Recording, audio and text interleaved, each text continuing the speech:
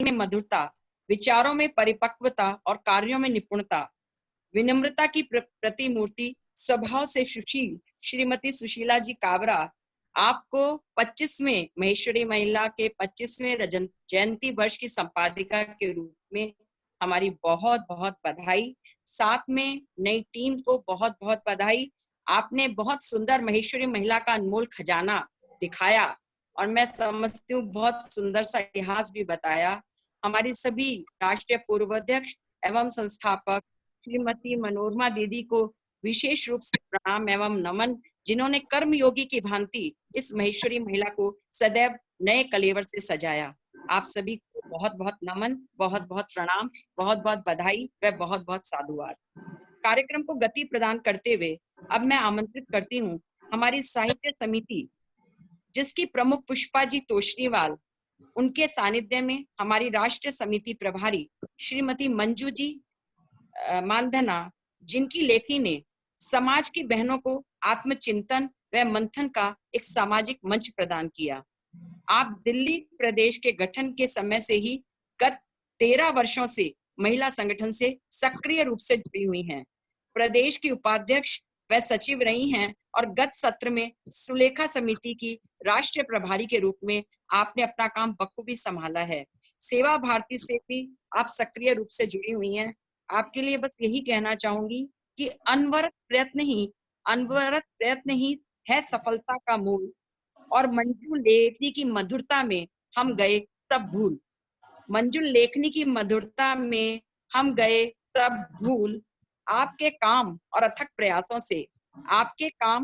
प्रयासों से अब राष्ट्रीय साहित्य की बगिया में भी खिल रहे हैं नित नए नए फूल। मंजू जी मानधना, सादर आमंत्रण आपको। आवाज आ रही है मेरी? आ रही है मंजू जी, आ रही। जय श्री कृष्ण। जय श्री कृष्ण मंजू जी। जय श्री कृष्ण। या कुंदेन्दु तुषार हार धवला,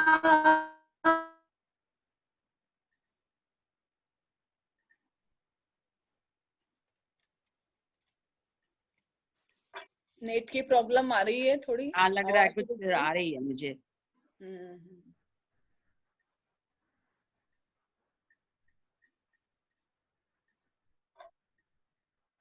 मंजू जी नेट की प्रॉब्लम आ रही है।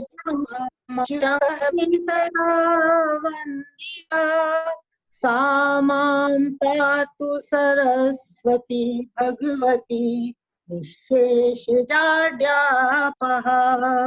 निःशेषजाड्यापः।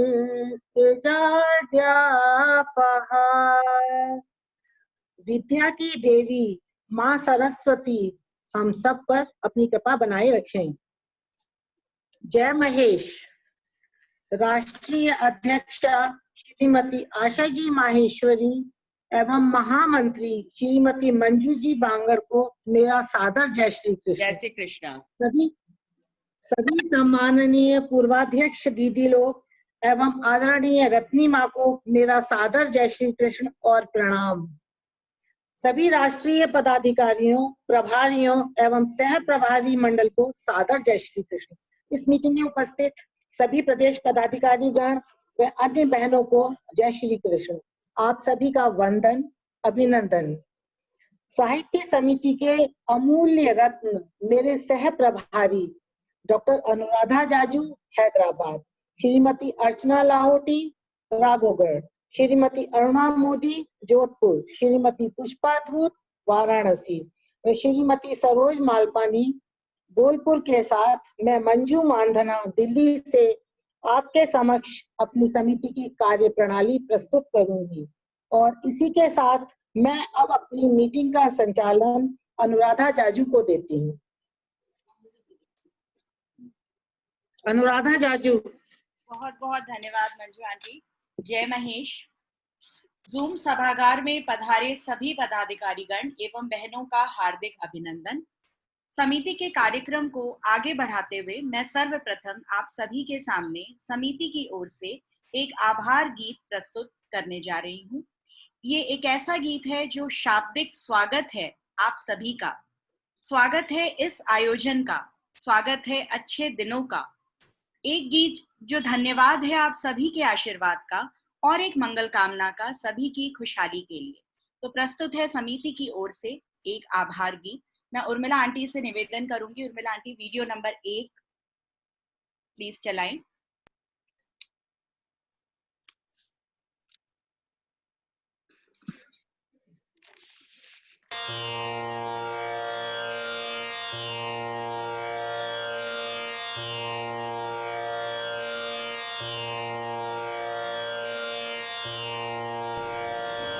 ईश्वर कृपा हुई है, आई घड़ी सुहानी, सौभाग्य अक्षरों ने लिख दी मधुर कहानी।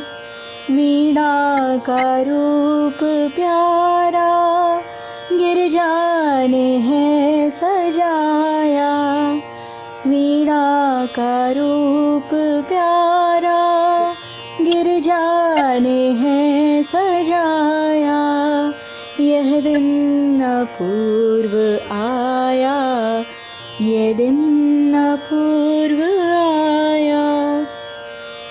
धन धान्य मान वैभव यश की छटा मनोहर, अनुराग वाटिका में हो शांति का सरोवर। मन की तरंगनी पर आनंद हो समाया। यह दिन अपूर्व आया, यह दिन अपूर्व आया। फूले फले निरंतर सुख वाटिका हमारी, हो प्रीत की छटा की आभानूप न्यारी। आशीर्वाद देता सबका हृदय मगन है, यह देख स्वर्ण संगम पूरी हुई लगन है। अनुराग लहरियों ने संगम स्वरूप पाया। यह दिन अपूर्व आया, यह दिन अपूर्व आया, यह दिन अपूर्व आया, यह दिन अपूर्व आया।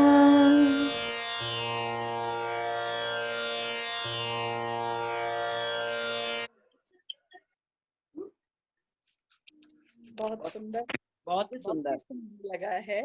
शब्द भी बहुत सुंदर, बहुत अच्छे। आप सभी के प्रेम के लिए बहुत बहुत धन्यवाद। और अब मैं आमंत्रित करती हूँ हमारी साहित्य समिति की प्रभारी प्रमुख श्रीमती पुष्पा जी तोष्णीवाल को, जो दक्षिणांचल की सह सचिव भी हैं, जिनके लिए सामाजिक कार्य ही भगवत पूजा है। प्रत्येक सत्र में कितने ही पुरस्कारों से सम्मानित हमारी पुष्पा जी तोष्णीवाल कृपया समिति के लिए कुछ शब्द कहें और अपने आशीर्वचन से हमें अनुग्रहित करें। मेरी आवाज आ रही है? हाँ, आ रही है पुष्पा जी। भगवान उमा महेश जी से नमन।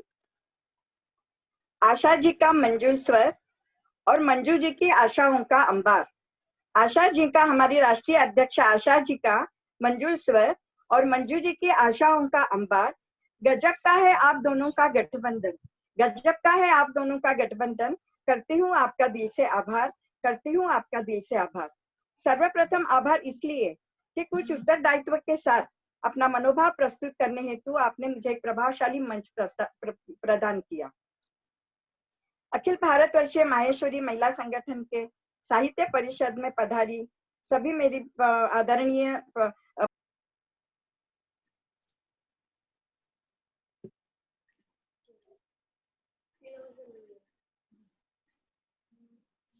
म्यूट हो गई है, म्यूट हो गई पुष्पा जी, बीच में हो गई है सॉरी, लग फोन रहा आ है। गया किसी का।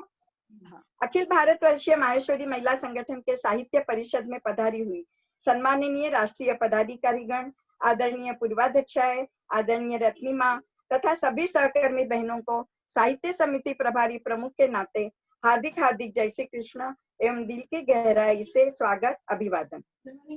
घना मानसु आप पधार्या, घना मानसु आप पधार्या, हरख्यो मारो साहित्य परिवार, नैना में बसावा थाने, पलका में बिठावा थाने, वारी वारी जावा था पर, वारी वारी जावा था पर, घनी खम्मा सरकार, घनी खम्मा सरकार। हमारी समिति प्रभारी मंजू जी मानधने पिछले सत्र में इसी समिति को विभूषित करते हुए अनेकों उद्बोधक विषयों पर रूट लेवल तक निबंध स्पर्धाओं का सामाजिक चिंतन मनन में स्पर्धाओं द्वारा सामाजिक चिंतन मनन में अग्रसर रही है। अब इस सत्र में निबंधों के साथ साथ साहित्य की अन्य विधाओं में भी क्रांतिकारी कार्यसूची को लेकर मंजू जी अपनी टीम के साथ प्रस्तुत होने वाली हैं। इनके सारे मंसूबे सफलता के साथ साकार हो, यही शुभकामना प्रेषित करती हूँ। सह प्रभारी अनुराधा जी जाजू इनका दाहिना हाथ बनकर साथ दे रही है। मंजू जी के कदमों से कदम मिलाकर चलने वाली आंचलिक सह प्रभारी पुष्पा जी धूत, सरोज जी मालपाणी, अरुणा जी मोदी, अर्चना जी लाहौटी तथा मंजू जी के हर इरादों को सर आंखों पर रखने वाली सभी प्रदेश संयोजिकाएं, सह संयोजिकाएं अपने निर्धारित योजनाओं के साथ सुसज्ज है, उत्साहित है, बस मौके के इंतजार में है। भगवान महेश जी का वरद हस्त एवं राष्ट्रीय महिला संगठन का सहयोग एवं सौभाग्य मिलता रहे, यही मेरी मंगल भावना है, मंगल कामना है। परिवार के विषय पर निबंध स्पर्धा से शुरुआत हुई है। यह एक ऐसा सटीक एवं चिंतनीय विषय है कि जहां उच्च शिक्षा के आड़ में पुरुष संस्कृति की महत्ता कुछ हद तक नजरअंदाज हो रही है, उसमें सकारात्मक परिणाम निश्चित ही आएंगे। मुझे बड़ी खुशी है कि इसमें बढ़िया प्रतिसाद मिल रहा है, इसलिए अभिनंदन है पूरी टीम का। साहित्य एक गहन विषय है, प्रभावशाली शब्दों का गुंथन है। अनादिकाल से ब्रह्मांड में इसकी जड़ें फैली हुई है। समाज प्रबोधन एवं परिवर्तन को लेकर कलमकार के रूप में सशक्त माध्यम का यह परिचायक है। बस इसी ढाल को लेकर क्रांतिकारी कार्य हम करते चले। हमारे समाज में अनेक कलमकार के साथ साथ प्रखर विचारवंत कवियत्री भी बहने हैं। उनकी प्रतिभाओं को सशक्त मंच मिले, ऐसा उनकी प्रतिभा निखरे, बस ऐसा ही शुभ संदेश मैं इस टीम को देना चाहती हूँ। और मेरा एक मनोभाव हम सब पर बहनों के लिए कि अपनी जीवनचर्या में वाचन संस्कृति एवं लेखन शैली को अपने आप से शुरुआत करते हुए बढ़ावा दीजिए। अच्छा पढ़ोगे, अच्छा सुनोगे तो वैचारिक शक्ति बढ़ेगी। लिखते रहो तो और भी सोने पे सुहागा। और इसी में से अनेकों लेखिकाएं एवं वक्ता निर्माण होंगे, इसमें कोई दो राय नहीं है। अंत में आपसे रिश्ता जुड़ा कलम का भावनाओं में बन गए हम। दूरी चाहे कितनी भी हो, अब नहीं कोई गम। ये रिश्ता निभाए रखना सखियों, कोई छोटा न बड़ा यहाँ, एक दूसरे के शब्दों में सिमटा है सारा जहां। बस इसी शब्दों के साथ मेरे भावना को विराम देती हूँ। जय महेश। बहुत सुंदर पुष्पा जी, बहुत ही सुंदर तरीके से आपने अपना स्वागत उद्बोधन अपना दिया है। बहुत ही अच्छे, बहुत बहुत धन्यवाद पुष्पा जी। धन्यवाद। अपने पुष्प शब्दों से आपने जो हम लोगों का अभिनंदन किया, आपको हृदय से मंजुल धन्यवाद। बहुत बहुत धन्यवाद पुष्पा आंटी। और अब समिति कार्य सभा को आगे बढ़ाते हुए मैं पुनः आग्रह करूंगी हमारी समिति प्रभारी श्रीमती मंजू जी मानधना से, कृपया समिति की कार्य योजनाओं पर प्रकाश डालें। आपके साथ पिछला 3 साल मेरा कुछ ऐसा बीता कि कुछ मधुर से रिश्ते बन गए। एक ओर जैसे माँ बेटी का आदर और दुलार है, और दूसरी ओर वहीं सीखने के लिए अथाह बड़ा सा आकाश। मेरा सौभाग्य है कि आपके साथ रह के मैं बहुत कुछ सीख रही हूँ। और जैसा कि पुष्पा आंटी ने कहा कि दायां हाथ हूँ, तो इस योजनाओं पे आप प्रकाश डालें। उसके सहयोग के लिए एक छोटा सा वीडियो उसके पहले हम चलाएंगे अपने सारे यहाँ पे जो उपस्थित सभी बहनें हैं उनके लिए, और उसके बाद ये वर्चुअल माइक मंजू आंटी आपको। तो मैं उर्मिला आंटी से अनुरोध करूंगी कि वीडियो नंबर 2 प्लीज प्ले करें।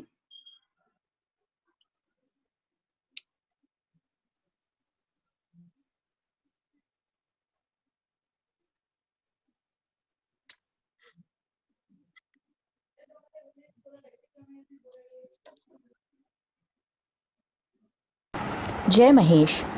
हम वो दरिया हैं, हमें अपना हुनर मालूम है, हम जिधर भी चल पड़ेंगे रास्ता हो जाएगा।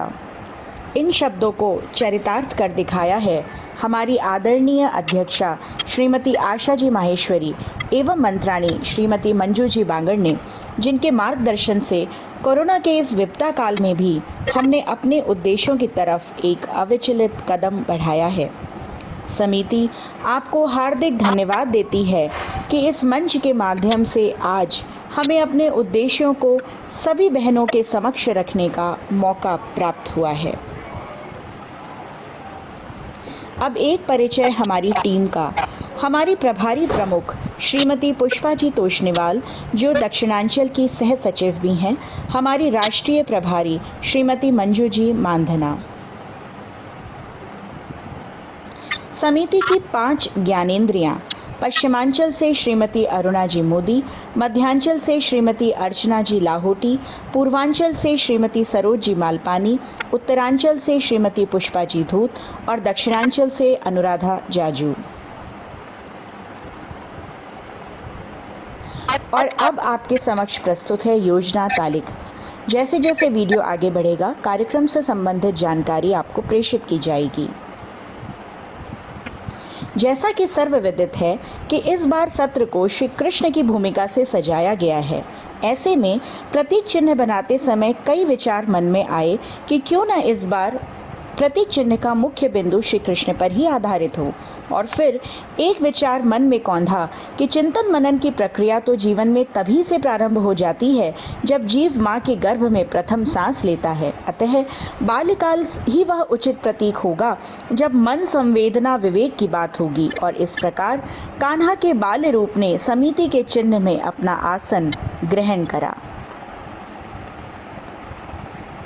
अपने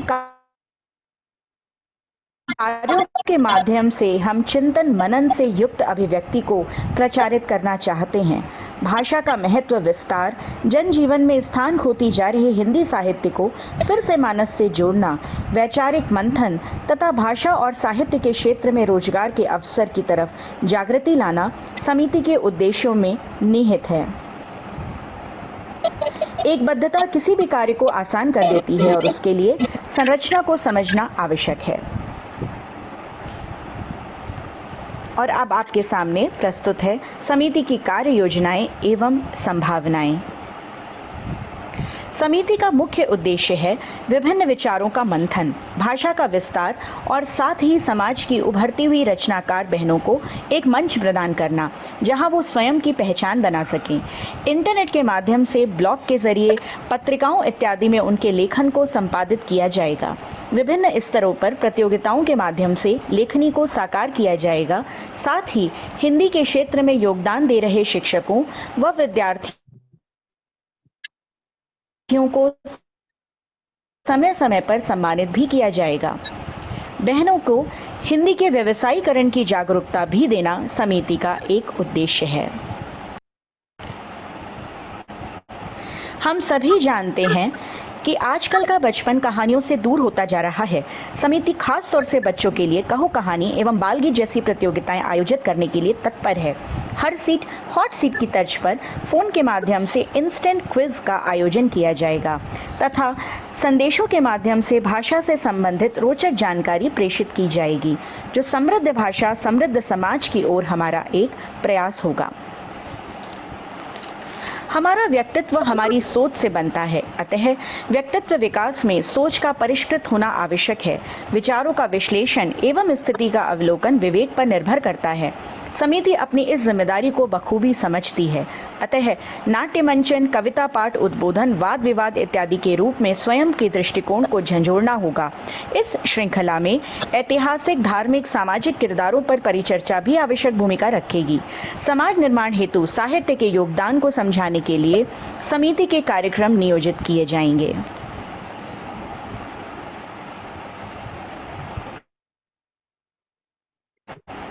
सुशिक्षित होना मात्र शिक्षा से संबंध नहीं रखता।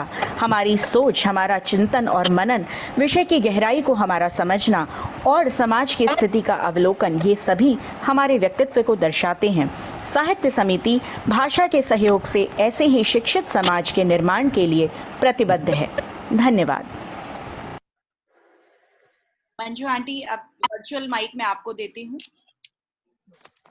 मैं आगे बोलूं? आवाज आ रही है? जी बिल्कुल आ रही है। बहुत सुंदर, बहुत ही गुड प्लानिंग सुंदर। आपकी, बहुत ही सुंदर समिति की है, बहुत सुंदर। मंजू जी मानधना, आपकी टीम को बहुत बहुत बधाई।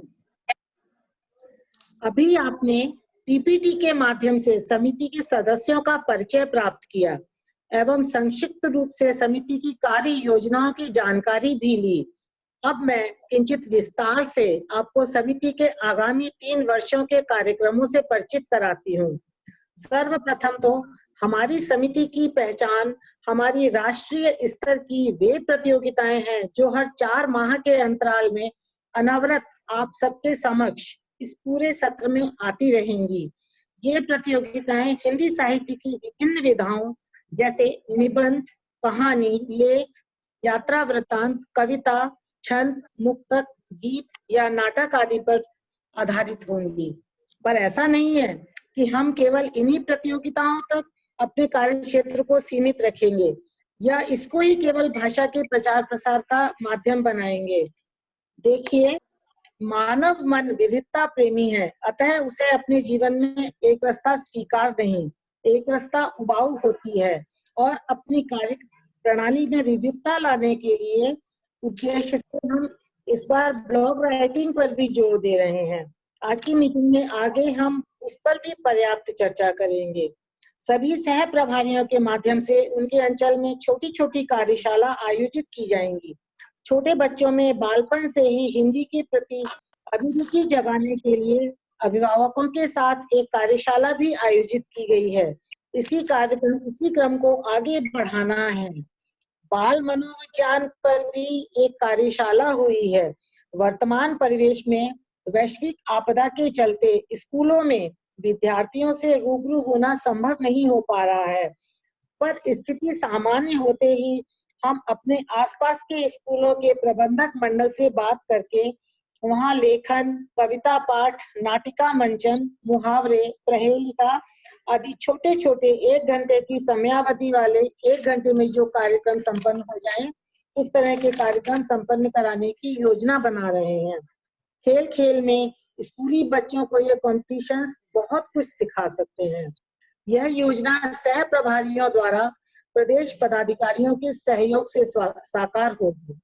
हर सीट हॉट सीट इस तर्ज पर फोन द्वारा इस प्रोग्राम भी कार्यक्रम में शामिल किया जाएगा। हमारी योजनाओं में कवित्री सम्मेलन भी है। किसी भी राष्ट्रीय कार्यकारिणी मीटिंग में हमारे समाज की महिलाओं द्वारा की कविता पाठ एक सुंदरतम अभिव्यक्ति होगी। राष्ट्रीय नेतृत्व से मेरा विनम्र आग्रह है कि हमें इसकी यथा समय अनुमति दी जाए और मुझे पूर्ण विश्वास भी है कि हमारी राष्ट्रीय अध्यक्ष आशा जी समिति की इस कार्य योजना को पूर्णता प्रदान करने के लिए हमें यथासंभव सहयोग भी देंगी। आशा जी, आप सुन रहे हैं ना? और मुझे बहुत अच्छा लग रहा है मंजू जी सुन के। कवित्री सम्मेलन मुझे बहुत अच्छा लग रहा है। हमारी सब कवित्रियां हैं बहुत सारी। सुंदर है। कवित्रों की आवश्यकता ही नहीं पड़ेगी, सब अपने मंडल में ही है। माहेश्वरी समाज की पत्रिकाओं में तो आप सभी की रचनाओं का प्रकाशन होता ही है। समिति का प्रयास रहेगा कि कुछ अन्य पत्रिकाओं में भी आपके लेखन को स्थान मिले और लेखन से धनोपार्जन के साधन भी जुट सकें, इस पर भी प्रकाश डाला जाएगा। दरअसल राष्ट्रीय साहित्य समिति हिंदी भाषा को पूर्ण गौरव के साथ प्रतिपादित करने की दिशा में एक प्रयास है। समाज को सुंदर से सुंदरतम बनाने की दिशा में एक अनूठा अभियान है। प्रतियोगिताओं के माध्यम से समृद्ध हिंदी साहित्य की विभिन्न विधाओं को सबके समक्ष प्रस्तुत करने का एक सतत प्रयास है। गीत, कविता, छंद की मधुर आवाज है यह समिति। तो दूसरी ओर निबंध, लेख, नाटक, कहानी आदि के माध्यम से मस्तिष्क में चिंतन मनन के लिए उन्मुक्त गगन का विस्तार देने का नाम ही साहित्यिक समिति है। जीवन को सुचारू रूप से चलाने के लिए एवं लक्ष्य तक पहुंचने के लिए मजबूत आधार होना ही चाहिए। यानी विचारों में सुंदरता व दृढ़ता होगी, नीर चीर का विरोध करने की क्षमता होगी और कठिनाइयों से जूझने का आत्मबल होगा, तो जीवन की राहें स्वतः ही आसान होती जाएंगी। मजबूत नींव पर ही तो शानदार इमारतें टिकती हैं और यह चिंतन मनन वैचारिक मंथन से ही संभव होगा। हिंदी साहित्य विभिन्न समृद्ध विधाओं का एक खूबसूरत खजाना है। तो आइए सबसे पहले निबंध लेखन पर ही चर्चा करते हैं। निबंध साहित्य की एक सशक्त विधा है जो विचार पूर्वक क्रमबद्ध तरीके से लिखी जाती है। इसे विभिन्न भागों में बांटकर सुनियोजित तरीके से लिखें। भूमिका या प्रस्तावना, विषय विस्तार और उपसंहार। सशक्त भूमिका, सुनियोजित विषय विस्तार और निष्कर्ष के साथ उपसंहार, ये सब निबंध लेखन के महत्वपूर्ण तथ्य हैं। किसी भी रचना में शब्द सीमा का ध्यान रखना नियमबद्धता को दर्शाता है। अब हम कहानी के रूप पर गौर करें तो पाएंगे कि इसमें काल्पनिकता का समावेश भी चलता है। मन के घोड़े दौड़ाते हुए हम किसी भी विचार, घटना या परिस्थिति को कहानी का रूप दे सकते हैं। हाँ, निबंध की तरह कहानी में निष्कर्ष निकले ही निकले यह जरूरी नहीं होता। इसका अंत प्रश्नात्मक भी हो सकता है। बात करते हैं आत्मकथा की। साहित्य की ये सब बहुत खूबसूरत और दिलचस्प विधा है। आत्मलेखन सुनने में तो बहुत साधारण सी बात लगती है, पर अपने विगत को जीते हुए ईमानदारी से सबके समक्ष रखना इतना सहज भी नहीं होता। इसका लेखन प्रथम पुरुष यानी मैं में होता है। मैं इस रूप में होता है। जरूरी नहीं कि अपने जीवन पर ही लेखनी उठाई जाए, पर किसी अन्य के जीवन को भी अपने अंतर्मन की दृष्टि से देखते हुए उसकी परिस्थिति में स्वयं को जीकर उस पर मैंने जिया, इस भाव को लेकर भी आत्मकथा लिखी जाती है। नाटक में कई पात्रों द्वारा कथोपकथन के माध्यम से नाटक आगे बढ़ता है। छोटे छोटे संवाद नाटक को सुंदर बनाते हैं और श्रोता को रचना का नाटक को हृदयंगम करने पर विवश कर देते हैं। सही कहा जाए तो हमें इन सब विधाओं के अंतर को समझना चाहिए। इसीलिए मैंने इन विधाओं के बारे में थोड़ा सा बोला है कि हमें इनका अंतर समझना चाहिए। निबंध के रूप में हम कहानी डाल देते हैं कई बार, पर ऐसा ना करें, या आत्मकथा को नाटक के रूप में पेश ना करें। विभिन्न विधाओं में विभिन्न विषयों पर आपके समक्ष प्रतियोगिता के रूप में प्रस्तुत करने के पीछे हमारी समिति का हमारा एक ही उद्देश्य रहता है मेन, कि हम हिंदी साहित्य की बारीकियों से आपको परिचित करा पाए, आपका परिचय करा पाए कि हिंदी साहित्य में क्या क्या बारीकी है और विधाओं के अलग अलग क्या क्या रूप हैं। अब पद्य पर आते हैं। गीत, कविता, मुक्तक, छंद, दोहे सभी की एक विशद श्रृंखला है हिंदी साहित्य में। कविता लेखन में एक लाइन में जितने शब्द मांगे गए हों उतने ही लिखें। अनावश्यक शब्द लिखने से कविता गद्य का रूप ले लेती है। हर लाइन का रिदम ध्यान रखें। हर लाइन के आखिरी शब्द का पिछली लाइन से रिदम ध्यान रखते हुए जब हम कविता लिखते हैं तो सौंदर्य उसका कई गुना बढ़ जाता है। समसामयिक विषयों पर चिंतन मनन कर समाज की कुरीतियों व विषमताओं पर ध्यान आकर्षित कर उनके निवारण रचनाओं द्वारा खोजने का सतत प्रयास हमारी समिति कर रही है। सामूहिक चिंतन मनन से अंततोगत्वा समाज में जागृति आती ही है, ऐसा हमारा विश्वास है। एक उन्नत समाज की संरचना, परिष्कृत व्यक्तित्व की कल्पना सुंदर लेखन द्वारा ही साकार होगी। और इसी क्रम में मैं आप अपने कुछ अनुभव आपसे साझा करना चाहूंगी। कृपया ध्यान दीजिए सभी लोग। अपने अनुभव साझा करूंगी। अभी कुछ दिन पूर्व एक प्रदेश की पदाधिकारी से मेरी बात हुई। उन्होंने बताया कि किस तरह लेखन के माध्यम से उन्हें एक मंच मिला, पहचान मिली और उससे भी आगे जाकर प्रसिद्धि मिली और सरकार द्वारा पुरस्कार भी मिले। उनका लेखन उस हद तक बढ़ा। जानकर बहुत अच्छा लगा कि लेखनी अपना जादू दिखा रही है। गत सप्ताह अभी एक फिलहाल इसी समय की बात बता रही हूँ कि अभी पिछले हफ्ते ही सप्ताह एक महिला का फोन आया। उन्होंने अपना नाम और प्रदेश गोपनीय रखा। अंतरजातीय विवाह के कारण, मतलब अभी वो महिला माहेश्वरी हैं, पर किसी दूसरी कम्युनिटी से शादी होकर माहेश्वरी बनी थी। तो अंतरजातीय विवाह के कारण उन महिला के लगभग 20 वर्षों से पिता भाई से संबंध नहीं थे। अनबोला था, ना आती थी ना जाती थी। अंतरजातीय विवाह के कारण ये सब हुआ था। परिवार के स्तंभ पर वो आर्टिकल लिख रही थी। लिखते लिखते उन्हें अपने पिता और भाई के साथ बीते हुए पल क्षण याद आ गए और बस उन्होंने पिता को फोन किया। जो संबंध इतने वर्षों से ठंडे बस्ते में पड़े थे, एकाएक प्यार की उष्मा से सजीव हो उठे। उन महिला ने मुझे बताया कि उनके अनुसार अब मैं पीहर भी जाऊंगी और पिता भी बेटी से मिलने के लिए बहुत व्याकुल हो रहे हैं। संबंध सामान्य होने की खुशी उनकी आवाज से छलकी पड़ रही थी और मैं सचमुच रोमांचित हो रही थी। लगा कि प्रतियोगिता तो जब खत्म होगी तब होगी, पर हम लोग शायद सफल हो रहे हैं। एक परिवार जुड़ा, कितनी बड़ी उपलब्धि है। ये फोन मेरे पास पिछले हफ्ते आया था, पर मैं नाम और प्रदेश नहीं बताना चाहती। इसी तरह शुरुआत में कई लोगों के फोन आए कि दीदी, पुरुष तो जीवन में शादी के बाद आता है, उससे पूर्व पुरुष का अस्तित्व ही कहाँ है जीवन में। बड़ा अटपटा लगा, बहुत अजीब सी बात भी लगी, पर सबको विभिन्न प्रकार से समझाया, तब जाकर बात बनी। और अब जब लोग अपने लेखन को पूर्ण की अग्रसर हो रहे हैं, क्योंकि प्रतियोगिता 30 जून को समाप्त हो जाएगी, तो जब पूर्णता की ओर जा रहे हैं तो फिर से कई फोन आने शुरू हो गए कि अरे हमने तो कभी पिता, भाई, मित्र इनके बारे में सोचा ही नहीं। बस वो तो जो कर रहे हैं एक पिता, भाई या मित्र के रूप में जो कर रहे हैं उन्हें करना ही चाहिए, और हमें लगा कि ये तो उनकी ड्यूटी है या हमारी ड्यूटी है, हमने कभी सोचा ही नहीं। अब महिलाएं कह रही हैं कि हमारे जीवन में उनके सौंदर्य, हमारे जीवन का जो सौंदर्य वर्धन हो रहा है उसमें हमने अपने रिश्तों को नई दृष्टि से देखा है और उनकी कीमत समझ में आई है। ऐसा कई लेखिकाओं का मानना था कि हम सचमुच अपने रिश्तों को नई दृष्टि से देख रहे हैं।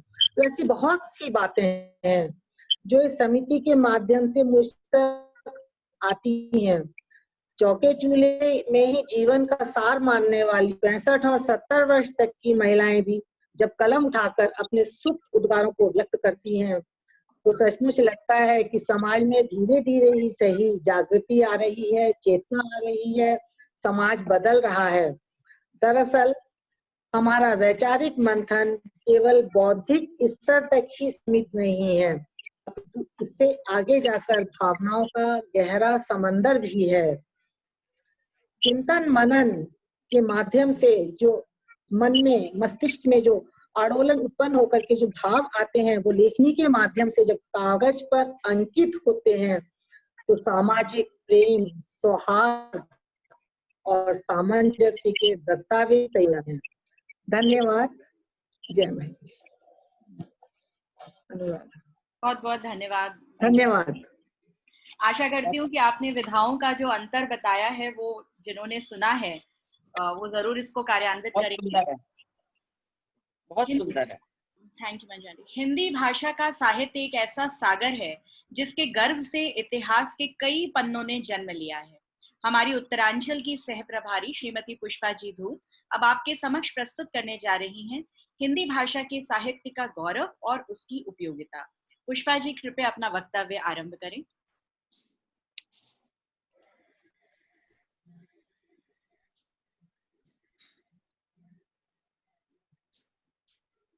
पुष्पा जी धूत।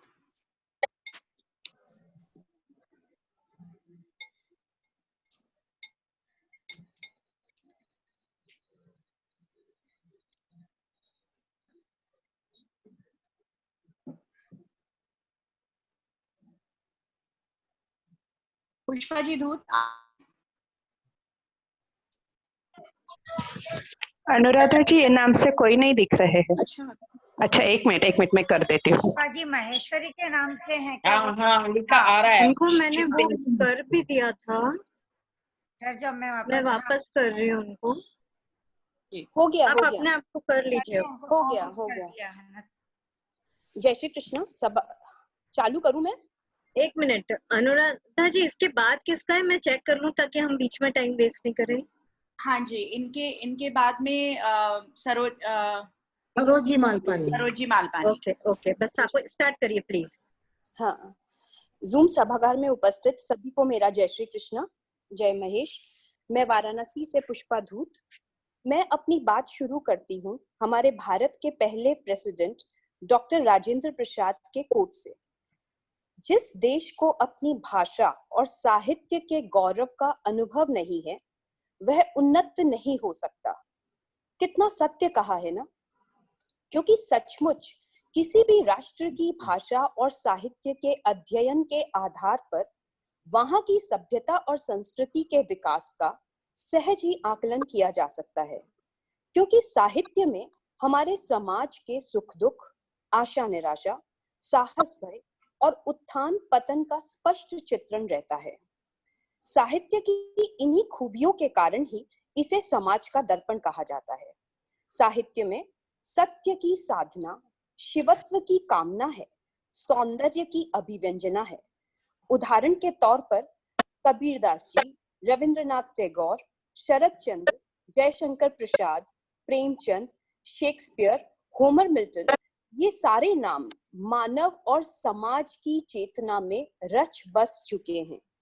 इसीलिए साहित्य और समाज दोनों ही एक दूसरे के पूरक माने जाते हैं। बात करूं पुराने समय की, तो कवि वाल्मीकि की पवित्र वाणी आज भी हमारे समाज, हमारे हृदय मरुस्थल में मंजू मंदाकिनी प्रवाहित कर देती है। गोस्वामी तुलसीदास जी का अमर काव्य आज भी अज्ञान और अंधकार में भटकते हुए असंख्य भारतीयों का आकाश दीप की भांति पथ प्रदर्शन कर रहा है। मुंशी प्रेमचंद्र जी ने तो साहित्य को जीवन की आलोचना कहा है। वास्तव में देखा जाए तो साहित्य एक स्वायत्त आत्मा है और उसकी रचना करने वाला भी ठीक से यह नहीं बता सकता कि उसके रचे साहित्य की गूंज कब और कहां तक जाएगी। जैसे इस पे मैं बात करूं हरिवंश राय जी बच्चन की मधुशाला की, तो वह कितनी सत्य प्रतीत होती है। आज की वर्तमान स्थिति में एकदम यथार्थ उतरती है। मैं उनकी 4 लिखी हुई लाइनें आपके साथ सभी के साथ शेयर करना चाहती हूँ। मंदिर मस्जिद है बैर कराए, मेल मिलाती है मधुशाला। मंदिर मस्जिद अब बंद पड़े हैं, चमक रही है अब मधुशाला।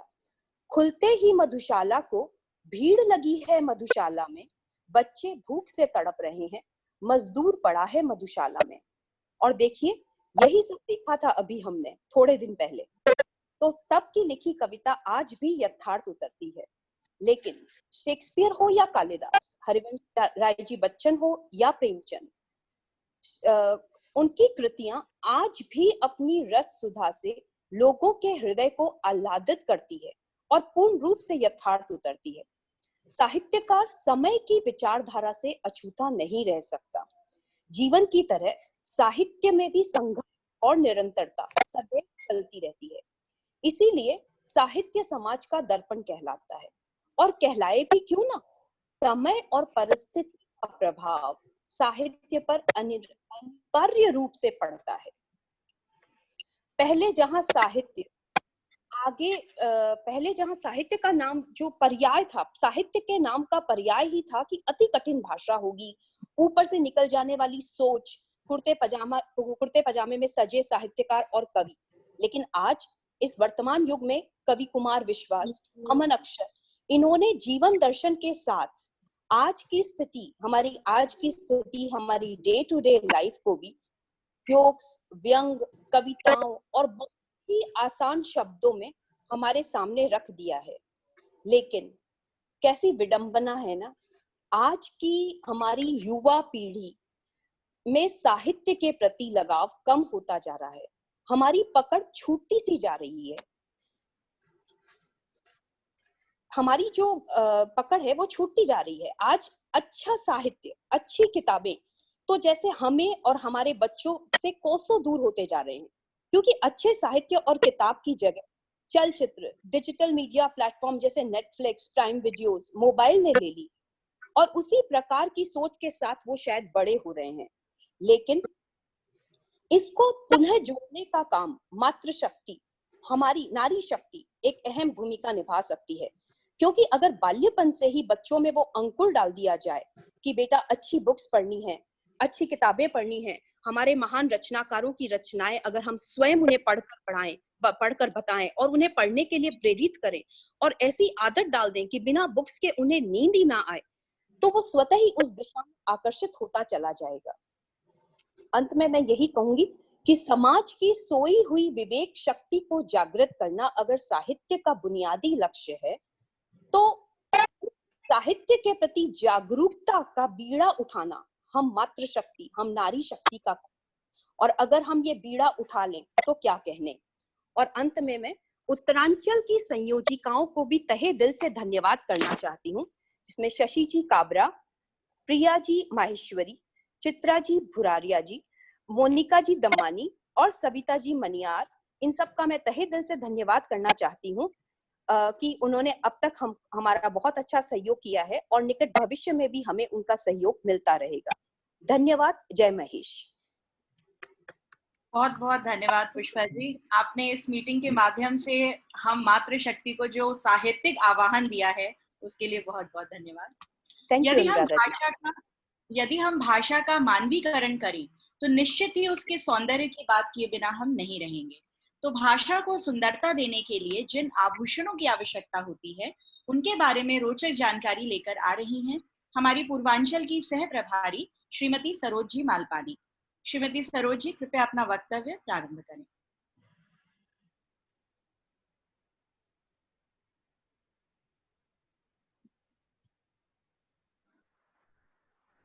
सरोज जी, अपने आप को अनम्यूट करें प्लीज।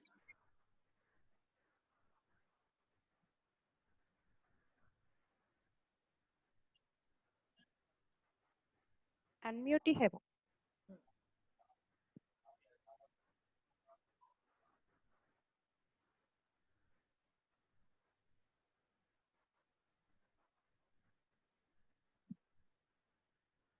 सरोज जी, आप सुन पा रहे हैं ना?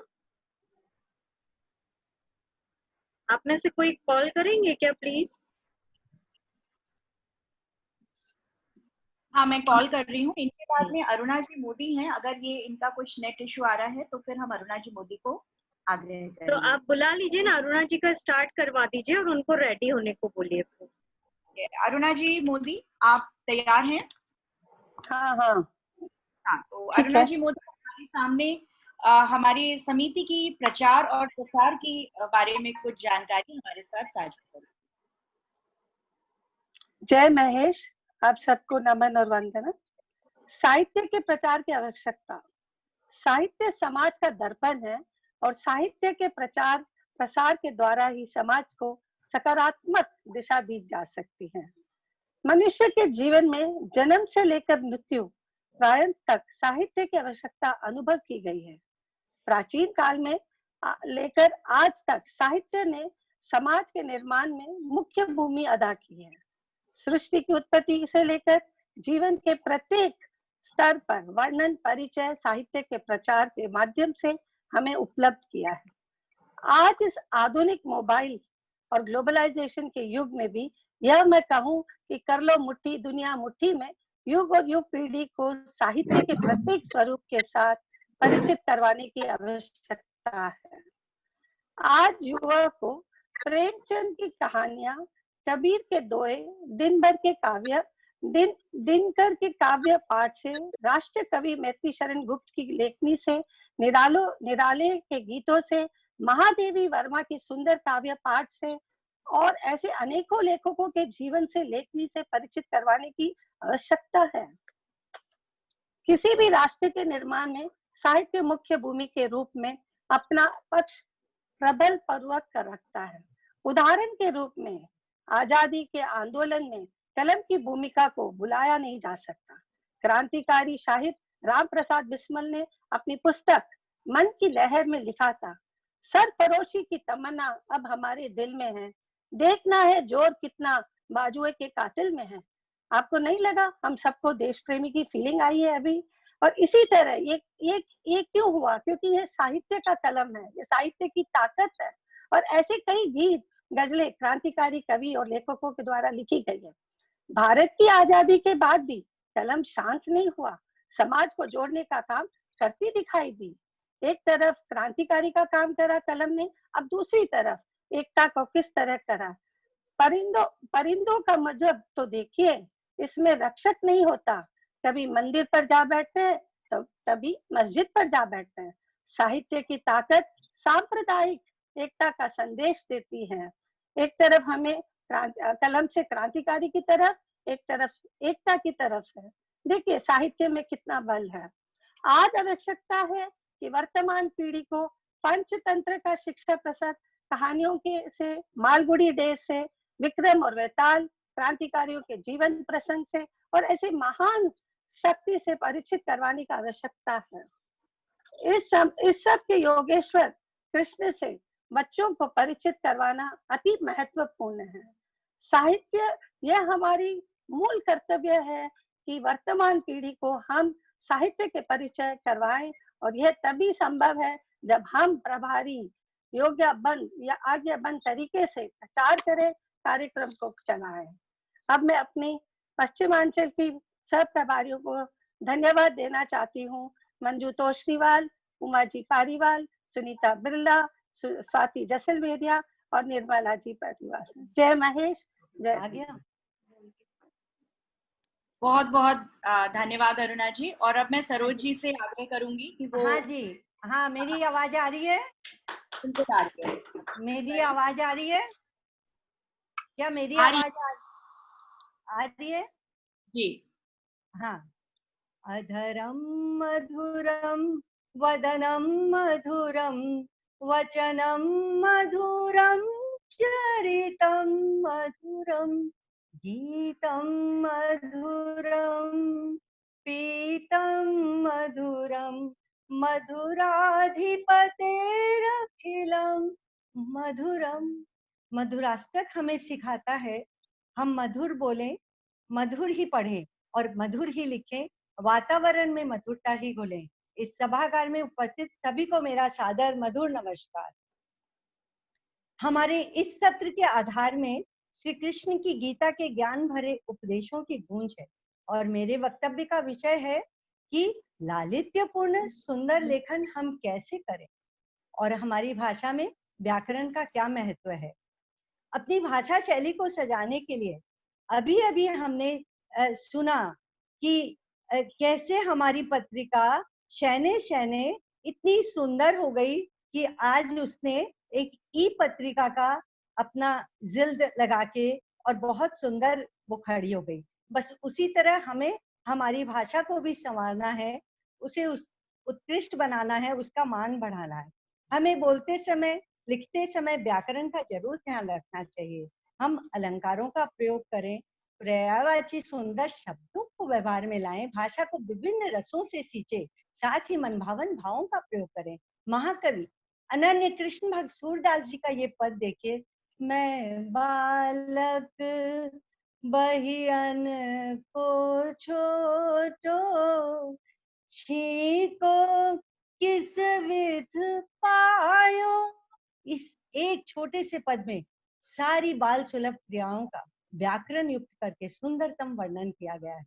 हम सभी जानते हैं और हाल ही में महाभारत सीरियल ने फिर से यादों में डाल दिया है।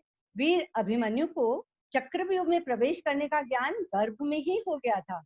आज बहुत ही जरूरी हो गया है कि हमारी मातृभाषा को पुनर्स्थापित करने के लिए समाज का हर सदस्य जुड़े। हर वो युवती जो माँ बनने जा रही है अपनी भाषा सुंदर रखे, हिंदी साहित्य का पठन पाठन करे, गर्भस्थ शिशु को भक्ति साहित्य से परिचित कराए। हर एक माँ जो अपने बच्चों को पढ़ा रही है उन्हें अपने बच्चों को मातृभाषा का ज्ञान, व्याकरण का ज्ञान अवश्य कराएं। हमारी लुप्त हो रही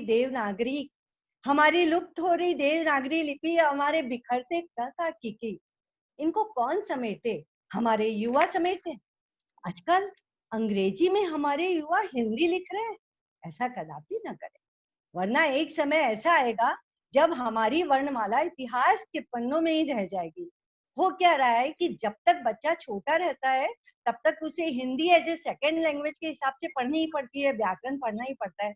लेकिन जैसे जैसे वो बड़ा होता है उससे वह सब दूर होता जाता है। और आज हम देखते हैं कि बड़े बच्चे को तो हिंदी की वर्णमाला भी ठीक से नहीं आती, मात्राओं में उनकी गलतियां होती रहती है। हमें अपनी भाषा से प्रेम करना होगा।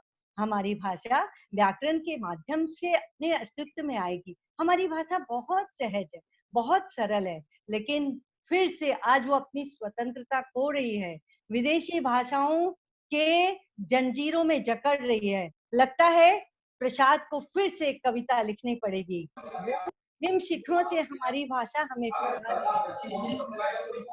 सिंह से प्रबुद्ध शुद्ध भारती, स्वयं प्रभा समुज्ज्वला स्वतंत्रता पुकारती।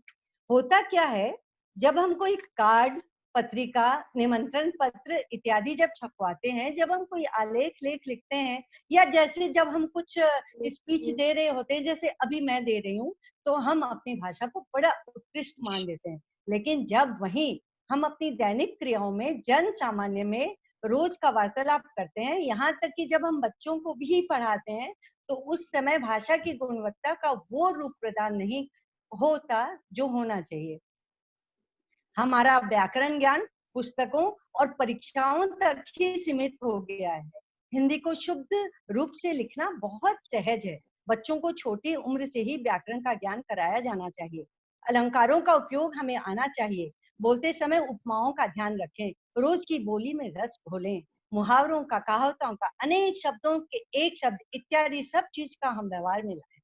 हमारी भाषा को सुंदर रूप इस तरह से हम दे सकते हैं। अब बात अगर हम करते हैं तो प्रेम की, तो आजकल तो बच्चे अपने प्रेम की अभिव्यक्ति भी अपनी निज की भाषा में नहीं कह पाते, वो गूगल में सर्च करते हैं, वो कार्ड वगैरह खरीद कर अपने प्रेमिका और प्रेमिकाओं को देते हैं।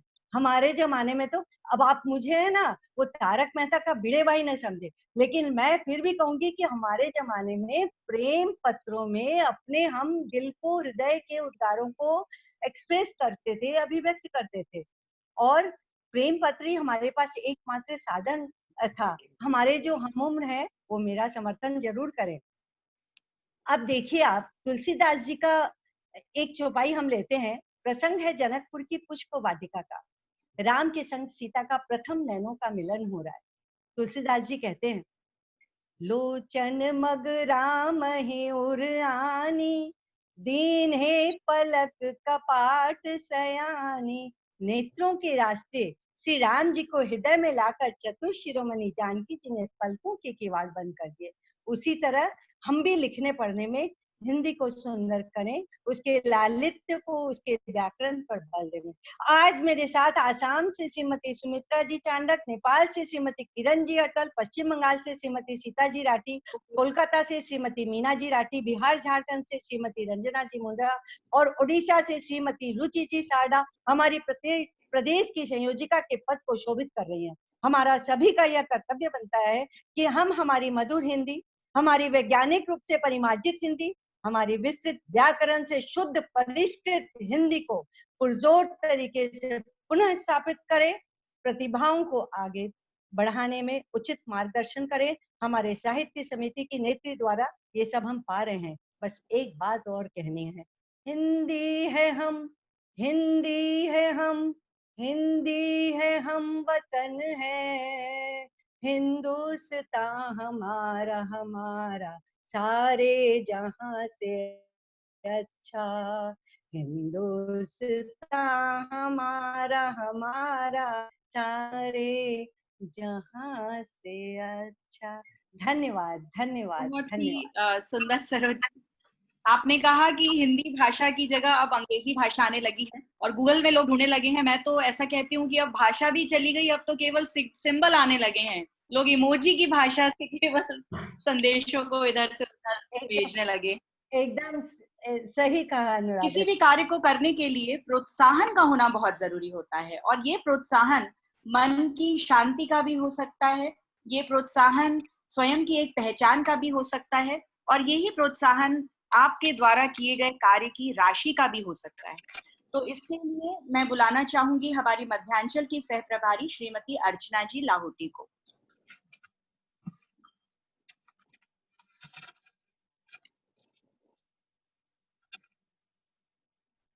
श्रीमती अर्चना जी लाहौटी, अपने आप को अनम्यूट करें।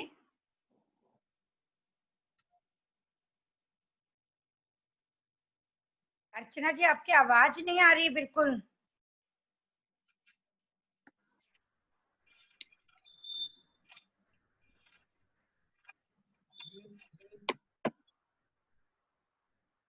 अर्चना जी, आपकी आवाज नहीं आ पा रही है। आपका स्पीकर चालू करिए एक बार। आपका स्पीकर फुल वॉल्यूम में कर दीजिए।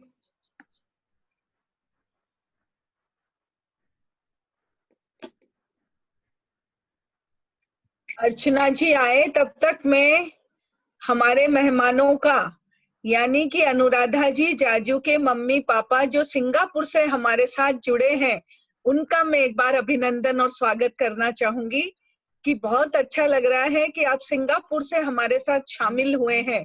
और अनुराधा जी की आप देखिए कितनी सुंदर तरीके से इन्होंने प्रोग्राम को संचालित किया है। तो आप बहुत बहुत बधाई और शुभकामनाएं और आपका अभिनंदन और स्वागत करती हूँ। आप सिंगापुर से हमारे साथ जुड़े हैं। आशा आंटी, मैं अपने पेरेंट्स की तरफ से आपको बहुत बहुत धन्यवाद देती हूँ। बहुत अच्छा लगा, रियली पता चला अभी कि अनुराधा जी जाजू के मम्मी पापा भी जुड़े हैं सिंगापुर से। बहुत अच्छा लगा सुन के। Thank you. अर्चना जी, आपकी प्रॉब्लम अभी भी सॉल्व नहीं हुई है। बैठक का कमाल है आशा जी की, अनुराधा जी के पापा मम्मी सिंगापुर से हमारे साथ जुड़े हुए हैं। बस बहुत अच्छा लगा एकदम। बहुत अच्छी बात है, बहुत ही सुंदर मैं समझती हूँ ये अभिव्यक्ति है मम्मी पापा की तरफ के लिए। अनुराधा जी में तो खूब टैलेंट है। मम्मी पापा को देखकर बहुत खुशी होती है। मम्मी पापा जब देखते हैं ना अपने बच्चों को आगे बढ़ते हुए, बहुत अच्छे कार्य करते हुए, तो बड़ी खुशी होती है उनको। समय का ध्यान रखते हुए अगर आप मुझे परमिशन दें तो अर्चना जी का उद्बोधन वक्तव्य हम बाद में ले लेंगे। हाँ, बाद में ले लें। सही है, हाँ, सही है, आगे करें, आप प्रोसीड करें। हाँ, रखते हुए तो मैं एक 5 मिनट की बात अपनी रखना चाहूंगी। समय कम है तो मैं अपने वक्तव्य को थोड़ा छोटा करती हूँ। जैसा कि अभी आप सभी ने सुना कि भाषा जो होती है वो कितनी इम्पोर्टेंट होती है, कितनी हमारे लिए जरूरी होती है, उसकी उपयोगिता, सब कुछ। लेकिन मैं इसमें एक और चीज ऐड करना चाहूंगी कि भाषा एक्चुअली एक जादू होती है। भाषा एक तरह का हिप्नोटाइज करने का, वशीभूत करने का तरीका होती है। किस तरह से, मैं आपको बचपन में लेके चलती हूँ। जब हमारी माँ हमें लोरी गा के सुनाती थी, तब लोरी में जो किस तरह से ये भाषा जो है वो हमें वशीभूत करती है।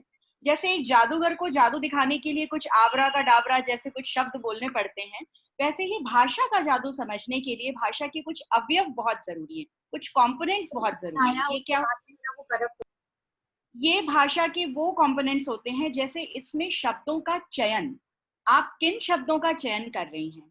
दूसरी चीज, आपकी ध्वनि क्या है, किस ध्वनि का प्रयोग आप कर रही हैं। ध्वनि मतलब वॉइस का मॉड्यूलेशन। उसके बाद आपका लहजा क्या है, ये तीसरा कंपोनेंट होता है, आप किस लहजे में बात कर रहे हो। और चौथा आपके भाव होते हैं।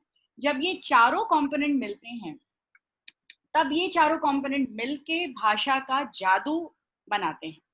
अब हम चलते हैं वापस उस लोरी वाले जो मैं बता रही थी कि लोरी का किस तरह से प्रभाव पड़ता है। जब माँ लोरी सुनाती है तो कभी ध्यान दीजिए कि उसमें जो शब्दों का प्रयोग होता है वो कैसे होते हैं। ज्यादातर लोरियों में चंदा मामा, बादलों की कहानी या चंदन का पलना, इस तरह के शब्द का प्रयोग होता है। परियां, बादल, कुछ इस तरह की बातें होती हैं।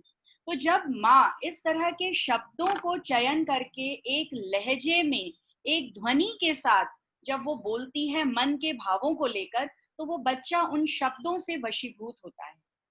वो बच्चा उन शब्दों के माया जाल में, उन शब्दों के जादू में फंसता है और अपनी सारी जो भी उसकी परेशानियां, तनाव जो भी, उसको छोड़ के बहुत प्यारी सी नींद लेता है।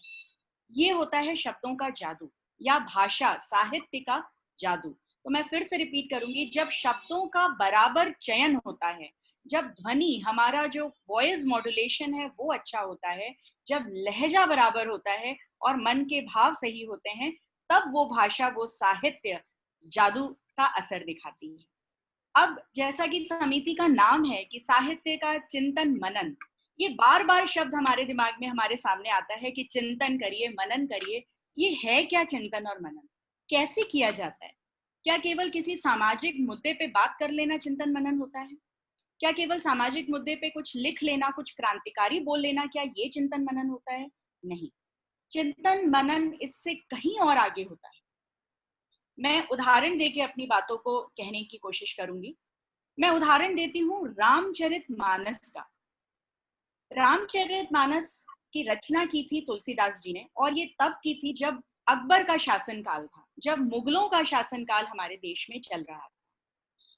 और उस समय के साहित्यकारों ने अपनी ये जिम्मेदारी समझी कि देश से धर्म और जो हमारा धर्म के प्रति जो आस्था है वो लोगों में कम होती जा रही है। तो साहित्यकारों ने इसका बीड़ा उठाया।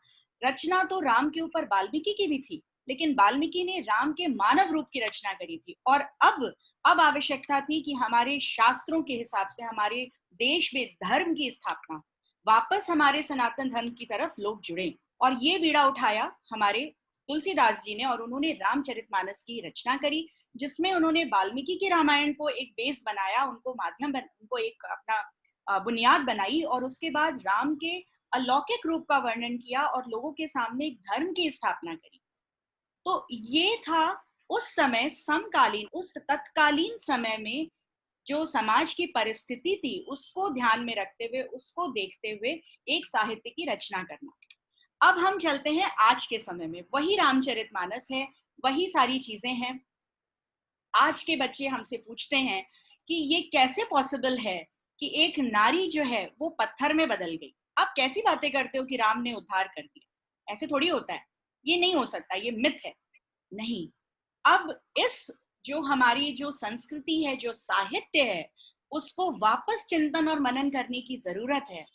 जब अहिल्या के साथ गलत हुआ तब अहिल्या पत्थर में नहीं बदली, अहिल्या पाषाणवत हो गई, वो पत्थर के समान हो गई।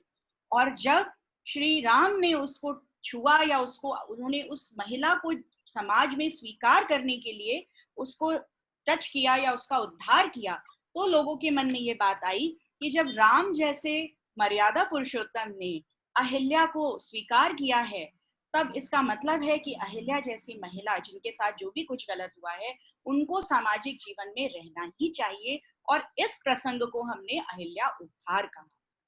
तो यहाँ पे सामाजिक चिंतन और मनन करने की आज के समय में फिर से जरूरत है कि तत्कालीन समय में साहित्य जिस रूप में लिखा गया था उस रूप का विवेचन हम फिर से एक बार कर पाए। और यही आज हो रहा है। आज हर जगह पे आप किसी भी मोटिवेशनल स्पीकिंग में चले जाइए, हर जगह पे गीता को माध्यम बनाया जा रहा है, गीता की सार को समझा जा रहा है, वापस चिंतन और मनन को किया जा रहा है। अब एक चिंतन और मनन का मैं एक बहुत खूबसूरत सा एग्जाम्पल अभी आजकल के समय में लूंगी। व्हाट्सएप पे मैसेजेस आते हैं हमारे पास। अभी कुछ दिन पहले एक बड़ा प्यारा सा मैसेज आया कि भारत के कर्नाटक जिले में एक तुलसी का ऐसा पेड़ है जो विश्व में सबसे ऊंचा है। अब उस जो वो पोस्ट आया था उस पे लोगों ने हाथ जोड़ने शुरू कर दिए और उसके बाद ये धर्म है, ये है, उस तरह के मैसेजेस डालने शुरू कर दिए। क्योंकि मैं वनस्पति विज्ञान की छात्रा रही हूँ, मन में तुरंत एक सवाल आया कि हमने तो बचपन से तुलसी को झाड़ के रूप में देखा है, तुलसी जी को, ये पेड़ कब से बन गए? तो मन का जो कौतूहल था उसने तुरंत इंटरनेट पे मैंने उसको सर्च करा और फिर मुझे पता चला कि वो एक प्रैंक मैसेज था। और एक बरगद के पेड़ पे कभी जामुन लटका दिए जाते हैं, कभी तुलसी जी लटका दी जाती है और उसको फॉरवर्ड कर दिया जाता है। यहाँ पे आपका चिंतन और मनन बहुत आवश्यक है। आपके पास जब कोई मैसेज आता है, कोई संदेश आता है, हम बिना सोचे बिना समझे उसको फॉरवर्ड करना शुरू करते हैं। यहाँ पे भी साहित्यिक चिंतन मनन सिर्फ बड़ी धार्मिक पुस्तकें पढ़ने या बड़े बड़े जो साहित्यकार हैं उनको पढ़ने का माध्यम केवल नहीं है।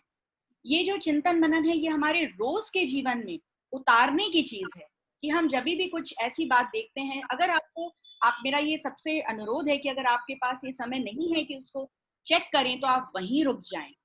अपना जो फॉरवर्ड करने का जो आपका एक जोश हमारे अंदर होता है उसको थोड़े समय के लिए वहीं रोक दें, एक चिंतन दें, एक मनन दें, उनका विश्लेषण करें क्योंकि ये स्वयं का विश्लेषण चिंतन मनन कहलाता है।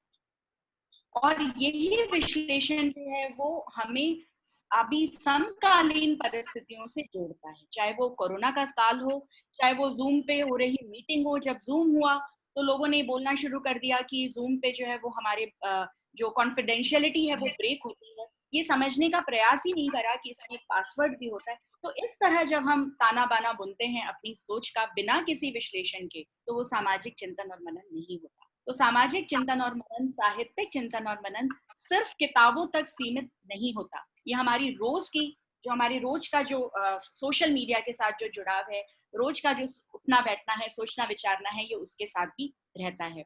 और जब हम अपना कोई कंपटीशन देते हैं, कोई भी समिति, केवल साहित्य ही नहीं, हम बच्चों के लिए कोई कंपटीशन देते हैं, तो उसपे अब मातृत्व पे कोई कंपटीशन आया, उसपे एक स्लोगन या कविता लिखनी है, 5 मिनट रुकिए, सोचिए कि उसमें हमें क्या लिखना है, हम क्या सारगर्भित लिख सकते हैं जो सारे डायमेंशंस को ऐड कर सके। वो जब हम सोचते हैं, करते हैं, तो जो उत्कृष्ट कला निकलती है वो हमारे साहित्यिक सामाजिक चिंतन मनन का सबसे बड़ा प्रतिरूप होती है। तो मेरी सभी से यहाँ पे मतलब अनुरोध है कि अपने बच्चों को कहानियों से जोड़ें, क्योंकि कहानी भी चिंतन और मनन का एक बहुत बड़ा प्रारूप होती है।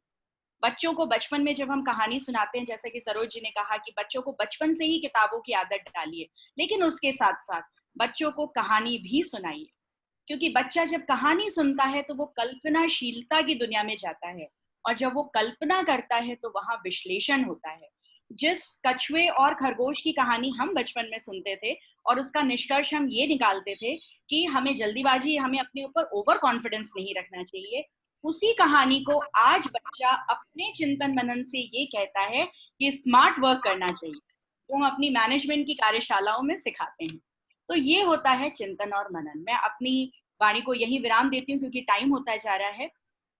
मैं अभी जो हमारी इस समिति की जो आज कार्यशाला है, उसका जो सबसे बड़ा हमारा माइलस्टोन है वो है हमारा ब्लॉग के पेज का विमोचन।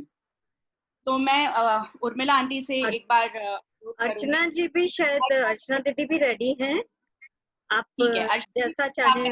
हाँ, फिर हम ब्लॉग पे जाएंगे।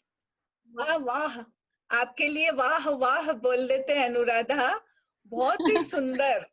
रियली में चिंतन मनन की जो बारी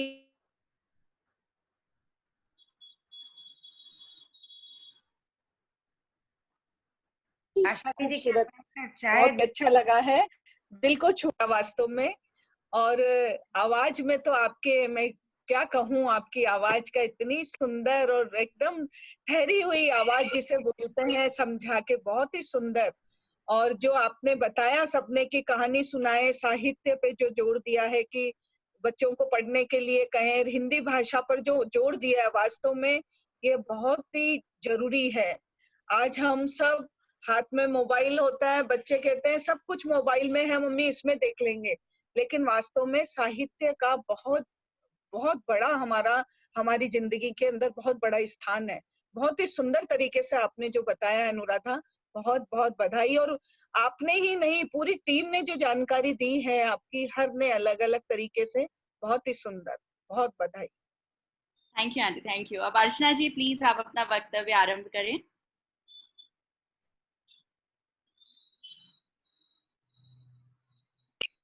अर्चना जी दिख नहीं रहे हैं। अर्चना जी लाहौटी, राधोगढ़। हाँ जी।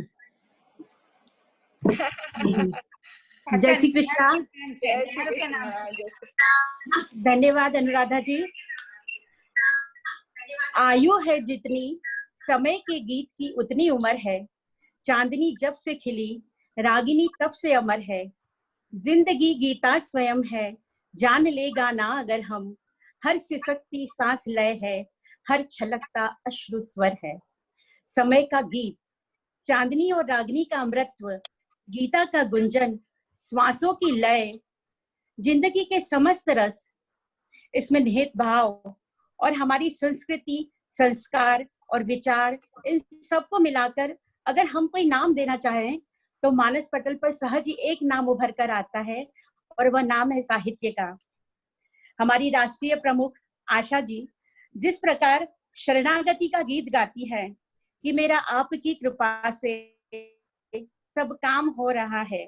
यह शरणागति का गीत भी साहित्य की ही एक विधा है। हमारी राष्ट्रीय महामंत्राणी श्रीमती मंजू जी बांगर जिस प्रकार अपने मंजुल शब्दों को सभी के नाम के अर्थों में पिरोकर शाब्दिक माला बनाती है, वह शाब्दीकरण भी साहित्य की का ही चमत्कार है। और यह क्रम यहाँ रुकता नहीं। जहां तक मैं समझती हूँ, एक समृद्ध साहित्यिक परंपरा का इतिहास रहा है हमारे इस मंच का, जो अभी थोड़ी देर पहले ही हम लोगों ने सुना और देखा भी। अपने ही बीच की स्वनाम धन्य व्यक्तियों को हमने साहित्य की विविध विधाओं में निष्णात होने के कारण अनेकों उच्च मुकाम हासिल करते हुए देखा है। और यही कारण है कि मैं अपने आप को रोक नहीं पा रही कुछ ऐसे नामों को आपके समक्ष रखने से, जिनको व्यक्तिगत रूप से मैंने काफी करीब से देखा है। मुझे याद आ रहा है 35 वर्ष पूर्व का वह कालखंड, जब अपने लड़कपन में मैंने हमारी पूर्व राष्ट्रीय अध्यक्षा श्रीमती गीता जी मुंदड़ा को ऐसे जीवंत समाचार लिखते हुए देखा, ऐसे मिनट्स तैयार करते हुए देखा जैसे वो कोई प्रबुद्ध पत्रकार हो। इस तरह समाचारों को लिखना, कार्यकलापों का वर्णन करना, बेबाक लेकिन मर्यादित भाषा में अपनी बात कहना, यह भी साहित्य की ही एक विधा है जिसे पत्रकारिता कहते हैं। इसका जीवंत उदाहरण है गीता जी। मैं अपने ही आसपास के उदाहरण को इसलिए ले रही हूँ कि उनको बताने से हमें खुशी भी होती है और साथ ही साथ ये बातें हमारे हृदयंगम भी जल्दी होती है, ऐसा मेरा मानना है। अपनी कहानी को कुछ आगे बढ़ाऊं तो पाती हूँ कि लड़कपन के दहलीज को पार कर जैसे ही मैंने ससुराल के आंगन में कदम रखा, वहां पाया साहित्य के एक और समस्त हस्ताक्षर को, जिसका नाम है श्रीमती मनोरमा जी लड्ढा, हमारी पूर्व राष्ट्रीय अध्यक्षा। इनका नाम साहित्य जगत के लिए और हम सब के लिए किसी परिचय का मोहताज नहीं है। आपने वर्षों तक माहेश्वरी महिला पत्रिका का संपादन किया। आध्यात्मिक, सामाजिक, समसामयिक विषयों पर आपकी पकड़ इतनी गहरी थी कि यह पत्रिका समकालीन किसी मासिक पत्रिका से कम नहीं लगती थी। आप लोगों को याद होगा, और जैसा कि अभी सुशीला आंटी ने भी बताया, कि उसके बीच के कुछ 8 पृष्ठ हुआ करते थे, जो कि लोगों के पास आज भी संग्रहित हैं। और ये हमारे लिए बहुत बड़ी उपलब्धि है कि ऐसी विदुषी महिला हमारी सरपरस्त रही हैं साहित्य के क्षेत्र में। और यही बात संपादन और प्रकाशन की हम लोग अपने रोजगार में भी ले सकते हैं, क्योंकि मेरा आज का विषय यही है कि साहित्य को किस तरह से रोजगारमूल कर सके। चलिए कहानी को थोड़ा और आगे बढ़ाते हैं और रुख करते हैं वर्तमान की ओर। साहित्य की बात चले और कल्पना दीदी का नाम नहीं आए, यह संभव नहीं। पूरी तरह साहित्य में रचा बसा है इनका व्यक्तित्व। साहित्य की शायद ही कोई ऐसी विधा होगी जिसका स्पर्श इन्होंने नहीं किया होगा। हिंदी साहित्य के प्रखर व्याख्याता रहते हुए पूरा जीवन भाषा और साहित्य की सेवा में समर्पित किया। इनकी सम्यक सोच, सुदूर दृष्टि ने ही हमारे मंच की सृष्टि को स्वर्णाक्षरों से सजाया और इसे निरंतरता प्रदान की हम सबकी प्रिय आशा जी ने कर्मण्येवाधिकारस्ते के अपने घोष वाक्य से। इसे एक समर्थ साहित्य का परिपाक नहीं तो और क्या कहेंगे। शिक्षा जगत से जुड़कर भी हम भाषा और साहित्य के माध्यम से अपना करियर बना सकते हैं और इसकी सेवा कर सकते हैं, इसे आने वाली पीढ़ी को हस्तांतरित कर सकते हैं। यह सिखाया कल्पना दीदी ने। विवेकानंद जी का कथन है कि संभव की परिभाषा हम तभी लिख पाएंगे जब हम असंभव की सीमाओं से आगे निकल आए, और हुआ भी ऐसा ही। वर्तमान में इतनी विपरीत परिस्थितियों के चलते भी छोटी बहन नम्रता के प्रयासों ने हम अनवरत मिल रहे हैं, परस्पर परिचय कर रहे हैं, विचारों का आदान प्रदान से जुड़े हुए हैं। सामाजिक सरोकार रखने वाले कई प्रबुद्ध व्यक्तियों से हमारा साक्षात्कार हुआ है और नव चेतना और सकारात्मक ऊर्जा का संचार हुआ है। राष्ट्र की सभी बहनों ने साहित्य की इस चिंतन मनन और विचार मंथन के यज्ञ में किसी न किसी रूप में अपनी आहुति दी और इस क्षेत्र में अपनी दक्षता प्रतिपादित की। यहाँ तक तो यात्रा बहुत रोमांचकारी है। जैसा कहते हैं ना कि शानदार था भूत और भविष्य भी है महान, किंतु वही बात है कि अगर संभाले आप उसे जो है वर्तमान। बहनों, हमारे सामने अब यह प्रश्न है कि इस समृद्ध साहित्यिक सांस्कृतिक परंपरा को, भाषा की धरोहर को अपन कैसे संभाले और कैसे आगे लेके जाए, कैसे इसे अपने आगे आने वाली पीढ़ी को हस्तांतरित करें, क्योंकि आज जो प्रचलन बढ़ता जा रहा है वह है भाषा के नाम पर इंग्लिश के प्रयोग का, फॉर्मेट में काम करने का, फास्ट जीवन का लक्ष्य और व्यावसायिक का परम धर्म। हमें इस दिशा में सोचना होगा और देखना होगा कि किस तरह हम अपने भाषा और साहित्य के सौंदर्य को सुरक्षित रखते हुए व्यावसायीकरण के इस दौर में की मांगों को भी पूरा कर पाए। तो आइए एक नजर डालते हैं एक क्षेत्र से जुड़ी हुई कुछ संभावनाओं पर। हम फ्रीलांसर लेखक की तरह पत्र पत्रिकाओं में लेखन का कार्य कर सकते हैं और जीविकोपार्जन कर सकते हैं, ब्लॉग लिख सकते हैं, यूट्यूब के माध्यम से भी अपनी रचनात्मकता को रोजगार का साधन बना सकते हैं। ऑनलाइन शॉपिंग का आजकल प्रचलन बढ़ता ही जा रहा है। उत्पादक अपने सामान को बेचने के लिए अच्छे से अच्छा विज्ञापन बनाना चाहते हैं, जो ऐसा लिखा और गाया गया और प्रस्तुत किया गया हो कि सहसा सभी का ध्यान आकर्षित कर ले। इस व्यवसाय को भी अच्छे आशु कवि अपनाते हैं और सफल होते हैं। गूगल पर प्रचारित करने के लिए किताबों का हर भाषा में लिखा जाने लगा है, पर उसमें भी हिंदी जानकारों की विशेष मांग है। इस दिशा में एक और नया आयाम खुला है कि गूगल में सिर्फ लिखकर ही नहीं, बोलकर भी किताबों का अनुवाद होने लगा है। अतः धारा प्रवाह संभाषकों के लिए इसमें अच्छी संभावनाएं हैं। धारा प्रवाह संभाषकों की मांग तो दिन प्रतिदिन सामाजिक कार्यक्रमों में भी बढ़ती जा रही है, चाहे फिर वे कार्यक्रम पारिवारिक हो, सामाजिक हो या सांस्कृतिक, सभी जगह इनकी मांग है।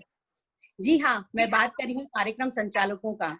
इसी तरह बड़े बड़े राजनीतिक सामाजिक संगठन भी अपने प्रचार प्रसार और समाचार लेखन और बैठकों का विवरण लिखने के लिए आजकल भाषा के जानकारों की नियुक्ति करने लगे हैं। आजकल व्यापार व्यवसाय से संबंधित अनेकों वेबसाइट व्यापार करने वाले अपनी कंपनियों के लिए बनवाते हैं।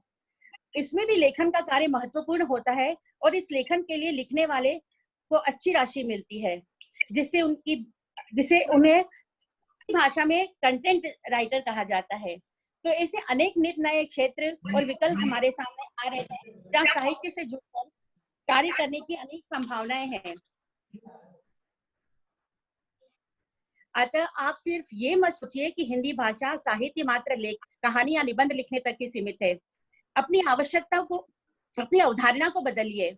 अब एक बार पुनः जुड़ते हैं हम हमारे मंच की ओर। मैं 2 मिनट भी बस आपके लेना चाहूंगी। सौम्य व्यक्तित्व की धनी हमारी पूर्व राष्ट्रीय अध्यक्ष श्रीमती सुशीला जी, जो वर्तमान में बड़ी दक्षता के साथ हमारी महिला पत्रिका को संभाल रही हैं। कुछ दिनों पूर्व ही हम लोगों की आपस में चर्चा हुई कि कैसे लिखने को प्रेरित करें, कैसा अच्छा सोचने को प्रेरित करें, कैसे अच्छे विचारों को प्रोत्साहित करें। तो बहनों, हमारा पूरा मंच, चूंकि मैं मध्यांचल का प्रतिनिधित्व कर रही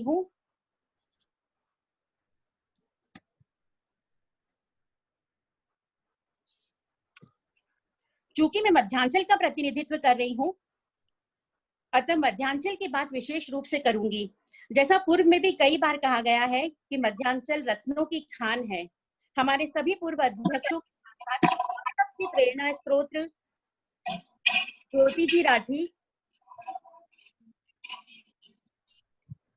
जो आज मध्यांचल का गौरव है, वही मंगल जी हम सबकी उत्प्रेरक, उषा जी, उर्मिला जी कलंती जोश का शंखनाद करती हैं। वो समस्त 5 प्रदेशों की मेरी साहित्य समिति की संयोजिका, पूर्वी मध्य प्रदेश से अनामिका जी मालपानी, पश्चिमी मध्य प्रदेश से पद्मिमा जी सोढ़ानी, विदर्भ प्रदेश से हेमलता जी सोमानी, छत्तीसगढ़ से शोभा जी सोनी और गुजरात प्रदेश से श्रीमती रामेश्वरी जी जाजू। हम सब मिलकर संवेद स्वर में आपसे यही आह्वान करते हैं कि बहनों, हमारे वेदों, शास्त्रों, ग्रंथों का जो साहित्य है, जिसमें जीवन मूल्यों का भंडार भरा है, जो हमें जीवन जीने की कला सिखाता है, विपदा काल में शांत और स्थिर चित्त रहने की प्रेरणा देता है, स्थिति प्रज्ञ रहते हुए भी समयानुकूल आचरण का संदेश देता है, उसे किसी भी कीमत पर सहेजे, संभाले और हस्तांतरित करें। बहनों, बातें तो बहुत है, कुछ कहने की, कुछ सुनने की, समय की अपनी मर्यादा है। अतः अंत में बस इतना ही कहना है कि आज समय की पुकार है कि आप हम सब मिलकर धैर्य की कविता लिखें, विश्वास के गीत गाएं और अपने आध्यात्मिक सच साहित्य की प्रेरणा से सामान्य जनमानस समाज और राष्ट्र की धमनियों में ऐसा रक्त संचारित करे कि जो इस कठिन आपदा की घड़ी में उन्हें संयम की राह पर चलने को प्रेरित करे। यही हमारी इस 2 माह से चल रहे यज्ञ की पूर्णाहुति भी होगी। सादर जय महेश। समिति की हर सदस्य को बेसब्री से है। हम आज आपके सामने अपने ब्लॉग पेज का डिजिटल विमोचन करने जा रहे हैं। इस विमोचन के पहले मैं कुछ बातें ब्लॉग के बारे में बताना चाहूंगी। ब्लॉग एक छोटी सी वेबसाइट होती है जहां पे आप अपने विचारों को निर्विरोध किसी भी तरीके के किसी बंधन से मुक्त वहां पे अपने विचारों को, निजी विचारों को वहां प्रकाशित कर सकते हैं। ज्यादातर ब्लॉग इंडिविजुअल होते हैं, लेकिन हमने यहाँ पे अपनी माहेश्वरी बहनों को उनकी रचना के प्रति उनकी जो फीलिंग्स हैं, उनका जो इंटरेस्ट है, उनको ध्यान में रखते हुए एक ब्लॉग बनाया है, जहाँ पे अभी फिलहाल हमारे प्रभारी, हमारी प्रभारी प्रमुख और समिति के प्रभारी, हम 7 लोग जो है वो इस ब्लॉग के संपादक मंडल हैं, और जो कुछ नियम भी वहां पे रखे गए हैं उनके अनुरूप हम रचनाओं को वहां पे प्रकाशित करेंगे। तो आशा आंटी और मंजू जी है ना? हाँ है ना? हाँ आंटी वो वीडियो प्लीज आप चलाएं। और आशा आंटी और मंजू आंटी, मेरा आपसे अनुरोध है कि जब वीडियो में आपको लाल पर्दा दिखे तो आप जो लैपटॉप यूज कर रहे हैं उसके स्क्रीन पे 2 बार टैप करेंगे तो वो डिजिटल विमोचन हमारा होगा। तो जैसे ही आप वो पर्दा दिखेगा, आप और मंजू आंटी दोनों अपने हाथ से उसको टैप करेंगे। और उर्मिला आंटी प्लीज। मैं शेयर कर रही हूँ, मैं पर्दा खाली रखूंगी, खोलेंगे आशा दीदी और मंजू टैप करेंगे। हाँ जरूर जरूर जरूर जी।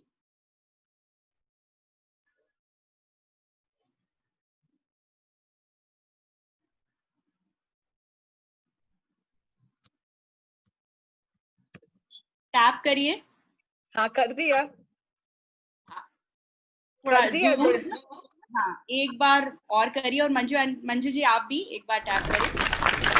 कर दिया 2 बार। हाँ कर दिया।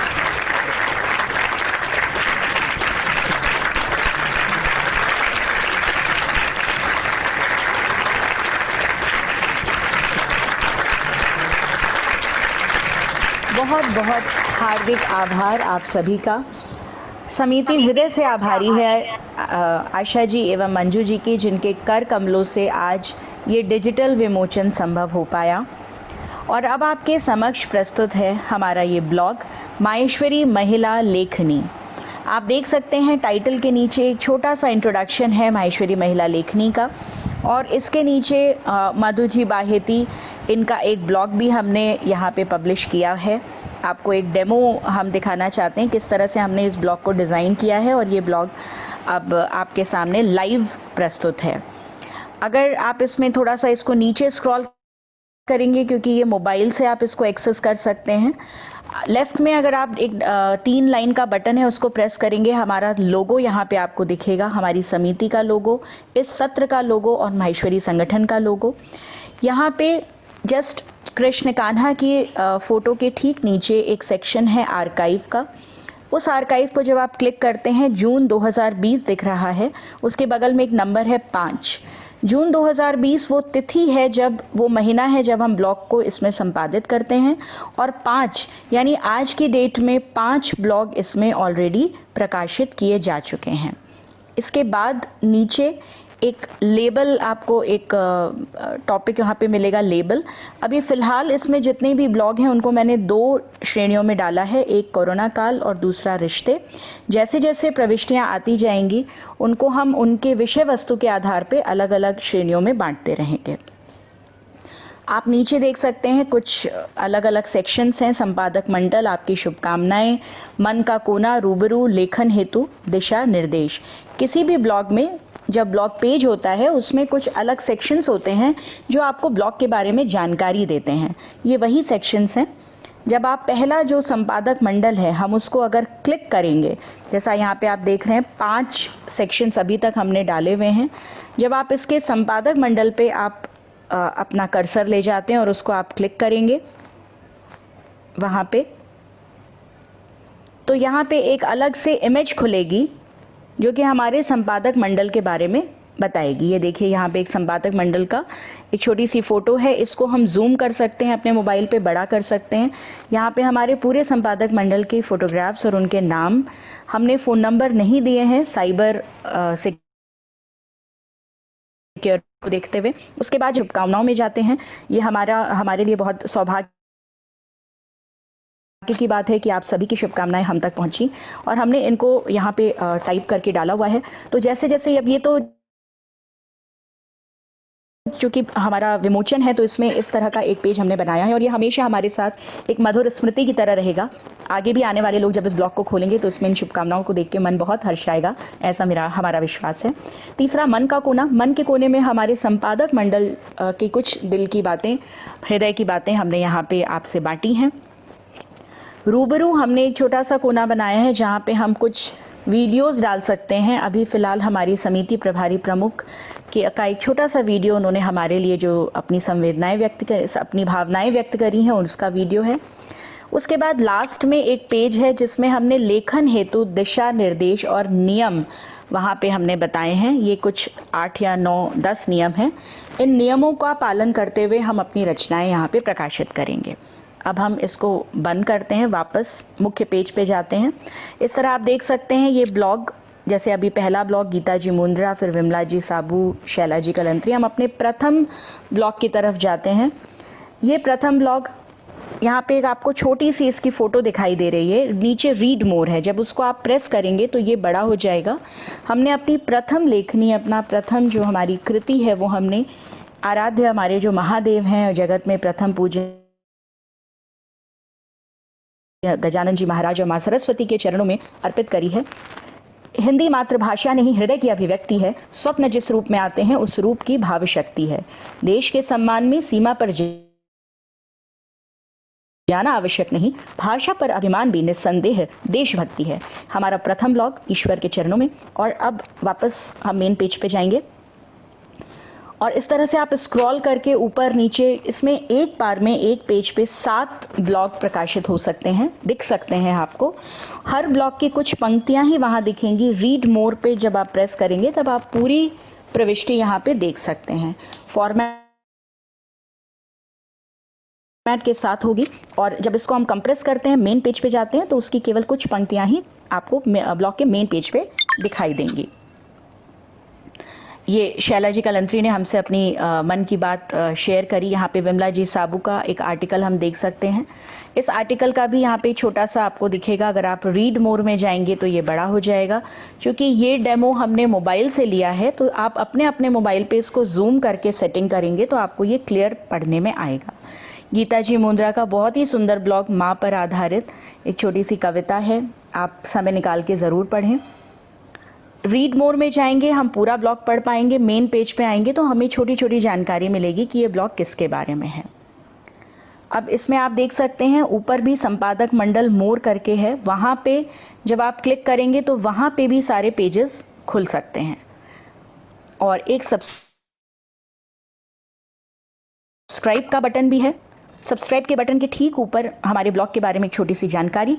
माहेश्वरी समाज की रचनाकार बहनों के लिए ये एक मंच है जहां बहनें अपनी रचनाएं ब्लॉग संपादक गण की सहायता से पोस्ट कर सकते हैं। इस तरह आप स्क्रॉल करके सबसे नीचे जाएंगे, यहाँ पे थोड़ा छोटा दिख रहा है maheshwari.mahila.lekhani@gmail.com। ये ईमेल दिया गया है जहाँ पे रचनाकार हमारी बहनें अपनी रचनाएं भेज सकती हैं। और ये आप देख रहे हैं ये जो 4-5 हमारे जो पेजेस हैं, ये यहाँ पे भी मोर जहाँ पे आपको दिख रहा है उसको दबाने से ये पेज आपके प्रमुख पेज पे भी खुलेंगे। आपको बगल के पेज पे जाने की ज़रूरत नहीं है, आप यहाँ से भी उसको एक्सेस कर सकते हैं। सब्सक्राइब का बटन ऑन करेंगे तब वहाँ पे आप अपना ईमेल एड्रेस डाल सकते हैं ताकि पेज पे, इस ब्लॉग पे जब भी कुछ नया प्रकाशित हो तो आपको आपके ईमेल पे एक संदेश पहुँच जाए। तो सब्सक्रिप्शन का ऑप्शन वहाँ पे ऑलरेडी दिया हुआ है। ऊपर लेफ्ट हैंड साइड पे एक सर्च बटन है, राइट हैंड साइड पे भी एक बटन है जिससे हम ब्लॉग के अलग अलग कोनों में जा सकते हैं। तो इस प्रकार ये एक छोटा सा डेमो हमारे इस ब्लॉग का, जिसका विमोचन आज इस ऐतिहासिक घड़ी में हुआ है। आप सभी का बहुत बहुत धन्यवाद और मैं आशा करती हूँ कि आप अपनी रचनाएं हमें भेजकर इस ब्लॉग को सराहेंगे और इस ब्लॉग के साकार रूप में को और ज़्यादा अच्छा होने में हमारी सहायता करेंगे। धन्यवाद। बहुत सुंदर, प्राउड ऑफ यू। बहुत ही गजब जबरदस्त काम किया है आपने। माहेश्वरी महिला लेखनी के नाम से जो ब्लॉग बनाया है, वास्तव में छोटी वेबसाइट है ये, और हमारी रचनाकार जो बहनें हैं उनको एक बहुत अच्छा मंच मिलेगा इससे। बहुत ही साहित्यकार बहनें हैं, चिंतन मनन वाली जो बहनें हैं, बहुत सुंदर, बहुत ही सुंदर। बहुत अच्छा लग रहा है देख के। बधाई हो, बहुत बहुत बधाई आपको। जब हम अपनी इस कार्य सभा की जब पूरी डिजाइनिंग कर रहे थे तो हमें लगा कि हम वक्तव्य ही ज्यादा दिखा रहे हैं और हमें अपनी कुछ भी हम दिखा नहीं पाएंगे क्योंकि मंच ऐसा नहीं है। तो हमने एक बहुत छोटी सी एक क्लिप तैयार करी है अपनी। हिंदी साहित्य में रस का बड़ा मान होता है। रस होता है व्यक्ति या वो आनंद जो किसी काव्य को पढ़ने से आता है। किसी काव्य को पढ़ने से खुशी आई तो वो हास्य रस, किसी काव्य को पढ़ने से आंखों में आंसू आ गए तो वो करुण रस। तो इस रस को हमने एक छोटी सी क्लिपिंग तैयार करी है आपके समक्ष। सिर्फ 1.5 मिनट की है, हम ज्यादा समय नहीं लेंगे। सिर्फ 1.5 मिनट की एक क्लिपिंग है। इसमें हमने बॉलीवुड का एक बहुत ही फेमस डायलॉग हमारी जो जितनी भी हमारा जो टीम है 7 लोगों की उसमें दिया था और सबने एक एक रस पे उससे एक ही शब्द को एक ही पंक्ति ला है। तो उर्मिला आंटी मेरी आपसे रिक्वेस्ट है कि वो हमारा लास्ट वाला वीडियो 1.5 मिनट वाला वो प्लीज प्ले करें। हर रस को आप जरूर चखें, इसमें स्वाद लें। श्रृंगार रस। एक चुटकी सिंदूर की कीमत, एक चुटकी सिंदूर की कीमत तुम क्या जानो। वो आप ब्लॉग अभी भी ऑन है।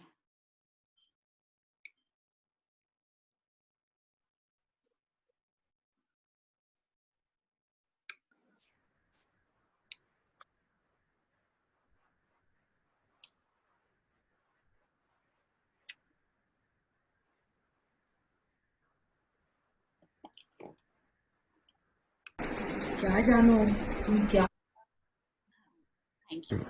श्रृंगार रस। एक चुटकी सिंदूर की कीमत, एक चुटकी सिंदूर की कीमत तुम क्या जानो। रमेश बाबू। वात्सल्य रस। एक चुटकी सिंदूर की कीमत तुम क्या जानो रमेश बेटा, क्या जानो तुम क्या जानो रमेश बेटा। एक चुटकी भर सिंदूर की कीमत तुम क्या जानो महेश बाबू। भयानक रस। 2 चुटकी सिंदूर की कीमत तुम क्या जानो महेश बाबू। शांति रस के भाव से। एक चुटकी सिंदूर की कीमत तुम क्या जानो रमेश बाबू। रौद्र रस। एक चुटकी सिंदूर की कीमत तुम क्या जानो विनोद बाबू। विभत्स रस। 2 चुटकी सिंदूर की कीमत तुम क्या जानो रमेश बाबू। एक चुटकी सिंदूर की कीमत तुम क्या जानो रमेश बाबू। जान जाओ वरना खून की नदियां बह जाएंगी।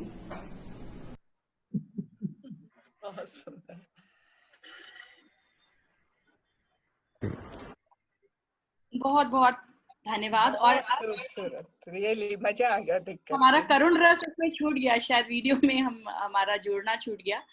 खैर मैं अपना वर्चुअल माइक में मंजू आंटी को सौंपती हूँ कि वो अपना आभार व्यक्त करें, धन्यवाद व्यक्त करें, धन्यवाद ज्ञापन के लिए। अनुराधा बहुत अच्छा बोला है और बहुत अच्छी। मंजू जी आपने तो कमाल कर दिया, मंजू जी कमाल कर दिया। वास्तव में मजा आ गया देख करके। जब से बैठे हैं तब से इसी सीट पे बैठे हुए, हिले भी नहीं हम बिल्कुल भी। धन्यवाद। खूबसूरत, प्राउड ऑफ यू। राष्ट्रीय अध्यक्षा श्रीमती आशा जी, महामंत्राणी श्रीमती मंजू जी एवं जूम मीटिंग में उपस्थित राष्ट्रीय पूर्वाध्यक्ष पदाधिकारीगण एवं प्रादेशिक पदाधिकारी व अन्य सभी बहनों का अंतस की गहराइयों से धन्यवाद करती हूँ। श्रीमती उर्मिला जी कलंत्री और उनकी टीम, श्रीमती नम्रता अभियानी, आप दोनों का भी मैं धन्यवाद करती हूँ। आपकी कुशल संचालन से ही यह संभव हो पाया है।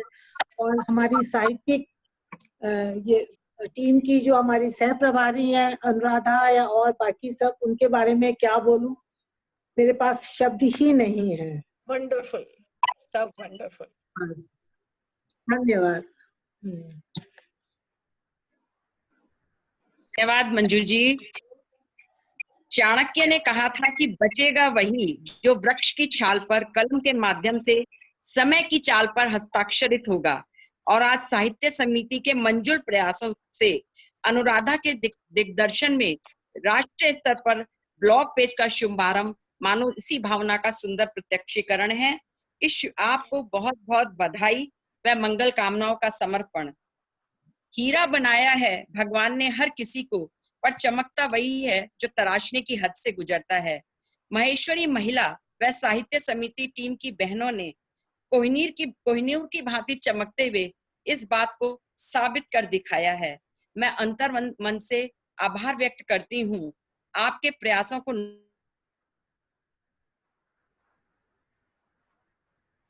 नमन करती हूँ। बस यही कहना चाहूंगी कि महेश्वरी महिला के इतिहास से हुआ शुभारंभ, महेश्वरी महिला के इतिहास से हुआ शुभारंभ और सुशील भावनाओं का सुंदर शब्द संयोजन, सुशील भावनाओं का सुंदर शब्द संयोजन पुष्प सुरभित संदेश ने किया, पुष्प सुरभित संदेश ने किया। मानो मंजुल साहित्य का मंथन, मानो मंजुल साहित्य का मंथन। अनुराग समिति के कार्य योजनाओं को किया पीपीटी पर प्रदर्शन, समिति के कार्य योजनाओं को किया पीपीटी पर प्रदर्शन। काव्यात्मक संचालन व चिंतन मनन के साथ अनुराधा ने करवाया ब्लॉग का विमोचन, काव्यात्मक संचालन व चिंतन मनन के साथ अनुराधा ने करवाया ब्लॉग विमोचन। दी भाषा के महत्व को पुष्प अभिव्यक्ति, दी भाषा के महत्व को पुष्प अभिव्यक्ति और सरोज की मधुरता ने सजाया लालित्यपूर्ण सुंदर लेखन, सरोज की मधुरता ने सजाया लालित्यपूर्ण सुंदर लेखन। अर्चना ने सहजता से बताया लेखन को कैरियर बनाकर कैसे करें धनोपार्जन। अरुणा की लालिमा से विस्तृत हुआ प्रचार प्रसार का सदयोजन, अरुणा की लालिमा से विस्तृत हुआ प्रचार प्रसार का सदयोजन और आप सभी की सहभागिता ने किया इस जूम मीटिंग को सफल समृद्ध समायोजन। मंजुल आभार आप सभी का, मंजुल आभार आप सभी का और करती हूँ शब्द सरिता से कृतज्ञता ज्ञापन, करती हूँ शब्द सरिता से कृतज्ञता ज्ञापन। धन्यवाद, आभार, साधुवाद। जय बहुत महेश। बहुत सुंदर मंजू जी, सबका बहुत अच्छे से आपने आभार और धन्यवाद दिया है। और कल के लिए एक महत्वपूर्ण अनाउंसमेंट है।